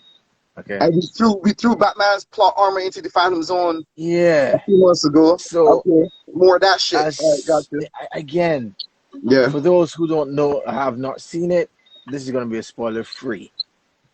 So my thing is, again, the premise of the show, the movie was started to be something that was interesting me. One. Then it was okay to a point, and then it went too predictable. And after being totally predictable, jeez. The end was just like, oh my god, really? Batman's plot armor. Like, seriously, come Sick on. of it.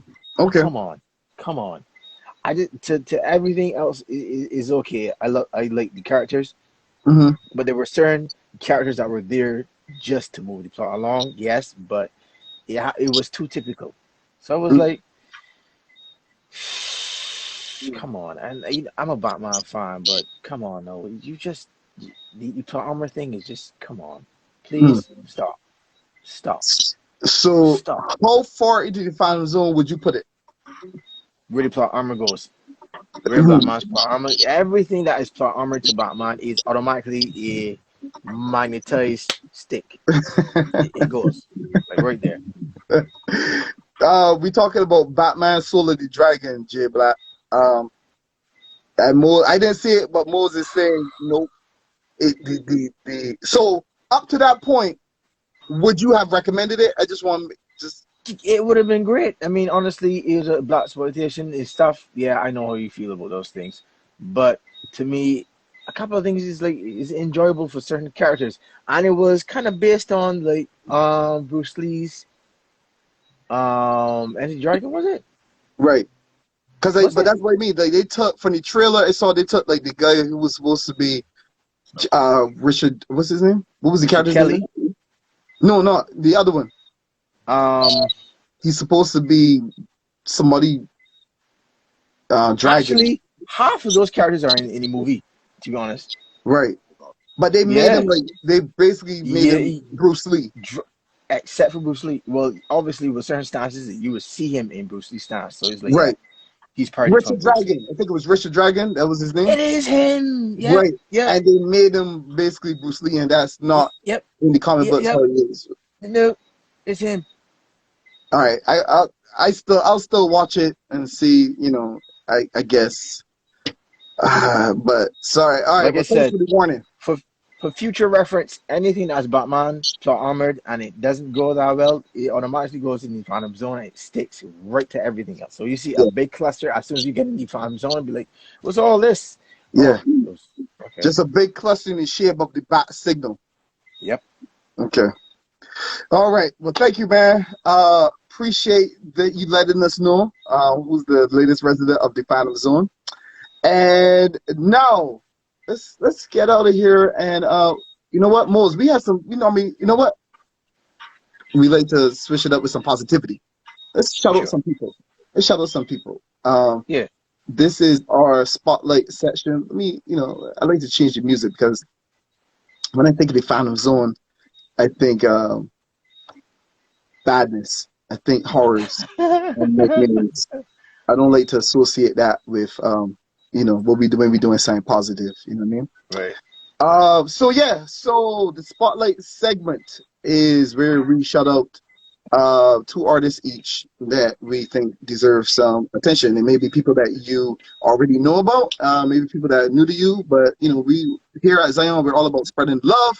I know despite some of the things that we say, and we're all about the artist here, and the creator, I should say, because I want to put some writers and some other people on this list too. I should. So I gotta make sure I do that.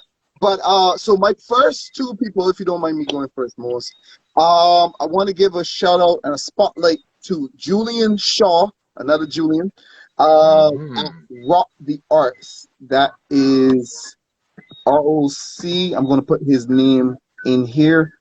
ROC Rock the Arts. Boom, boom. Um, I think you might like his stuff, Julian. Not just because he's another Julian. Kind of Well, cartoony style. if that be the case, this might be the same guy I follow anyway. Yep, Okay. that's him. All right. All That is right. him. Okay. That is him. Kind of cartoony, bright, but I like Vibrant. his stuff. Yeah. Yeah, vibrant, Yeah. animated type of style. Really like that. My second person I'm going to nominate for the spotlight is I'm not sure if I'm going to say his name right. EC Tuggin? Issa Tuggin? ESETUGGEN, and his Instagram handle is Riley Coyote. Now, you know I'm a fan of a good pun, fam. Oh, that's funny. You have me right there.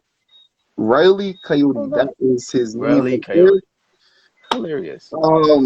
Just found out about him recently. Like his work. And I like how his page looks too. It really grabs the eye the way it's set up. It's kind of like minimalistic type of design, but still hard. I like his stuff. Oh, that's nice. Yeah, you know what I mean? So those are my two Oh, that's nice. recommendations. Who you got the spotlight on today, All man? right. I got this guy called Ray D. Literally. His stuff. He is. What's his stuff that he has here? Let me just see. It isn't. Well, I should say first off. I recently followed him because one, he actually put he actually used, or I should say, he did one of the challenges like when we had Guile versus who Guile versus was again? Guile versus Guile. So he did one of the yeah, that was funny. And then I said, you know what, his style the really cartoony and stuff. So let me just give him a follow for sure. So he's one of Mm. my spotlight artists. The other is Alex Malev or Malev. I'm not sure. I might be butchering it, so I Oh, just shut that up. okay. Yeah, he's a beast. Yeah, his stuff is way different than what you thought I would be doing because he paints and he Right. paints really well. He's a painter. He's an artist, and my God, his work is just amazing. Yeah. I was next Amazing. to him at a convention. And when I tell you these people were throwing money at this man, he couldn't take the money fast enough, fam. It was crazy. And I remember he had a piece that he had painted, I think it was a Daredevil piece.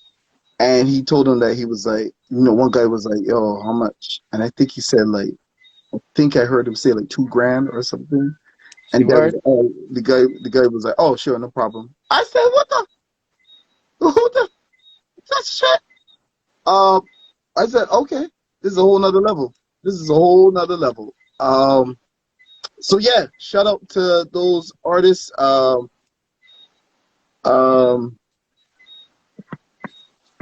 Normally we would have some other segments, but because we're over time, yeah. I think we are going to end the show here today, guys. Thank you all so much for rocking out with us. Before we get out of here, I do want to give some birthday shout out today. Most this is you because you do the birthday art. I want you to Yeah. give the birthday shout out. Me? You know what I mean? All right. What it is. I guess I Tell can the do people, it. man. And shout out to everybody who has a birthday today. I want to do this more. If you come on the show and it's your birthday, let us know, man. We're gonna do something special for y'all. We're gonna All right. send y'all something. So today being the 17th of January, we have the celebrity birthdays would be Michelle Obama. Shout out to Michelle Obama. Betty White, who is 99 years old today. Yes. Wow. That's incredible. Wow. Incredible. Jim Carrey, he's 57 or 59.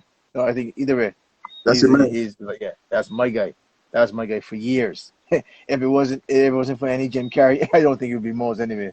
Anyway, the late and great and all-time great Muhammad Ali. Rest in peace. Rest in peace.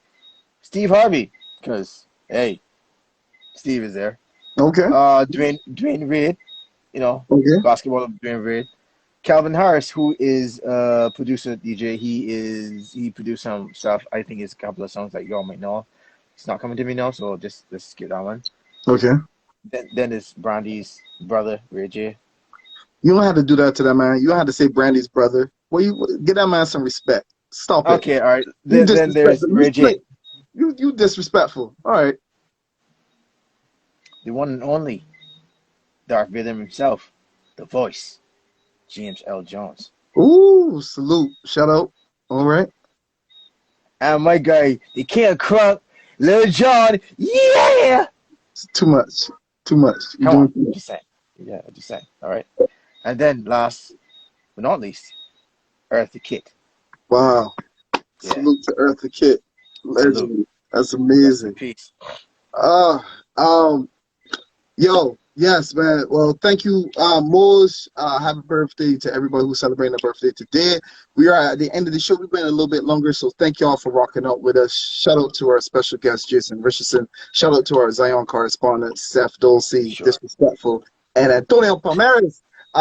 We'll be back next week, God willing, on the regular Xion Network channel. We had to do it here today because we're having some technical difficulties getting Jason on the Xion. So we'll be back on the Xion platform next week. Just a few reminders. Jason mentioned Discord. I got to learn to get on it, but we have a Xion Discord. Mose, if you could put that link in there for me, please. Oh, yes, I will quickly. Next week, we have This Is the End coming out, a show with Mose and the Horsemen, a branch off of the Xion show. We still have the Street Team contest going on. I'm one of the members of the Street Team contest. Go to almighty.street.team to see all the rules. Mose, I'm working your hard. Sorry, if you could put that in there too. Yeah, you kindly, maybe. Sorry, man. I appreciate you, man. You Can't talk put I it can't do it before you, fam. I can't do it before. put me at a spot. I was like, oh my god, I forgot to put this in. I can't do it before. I should not be slacking on this. Yo, Tracy, that is hilarious. I saw that. Shout out to Shawn There you go. celebrating his 5th birthday. That is hilarious. Wow, Tris, you trifling. He is Stick out here though, fam. he is funny. Shout out to all the people behind the scenes who make it happen. Glenn, Right Minister, Jason, Fabian, Troy, you Mose. Am I missing anybody? All the people, you know who you are. Thanks to you, the viewers, of course, you are a part of this. Shout out to Tracy, the Xion mascot. You're incredible, Tracy. Thank you so much, man.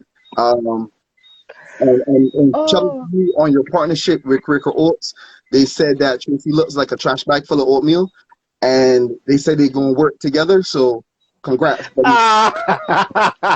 You say you want to end it on a positive note, fam. You talk about me. I wish I had a deal with Quaker Oats. I wish Quaker Oats came to me and said, "You look like a Oh my god, that was hilarious. full of lucky oatmeal." Who? Why would you? Come on, man. Wow. Anyway, we getting out of here. Thank y'all. See you next week. The Xion platform. Mose, do your thing. All right, people. As usual, be safe, be creative, be you. Peace.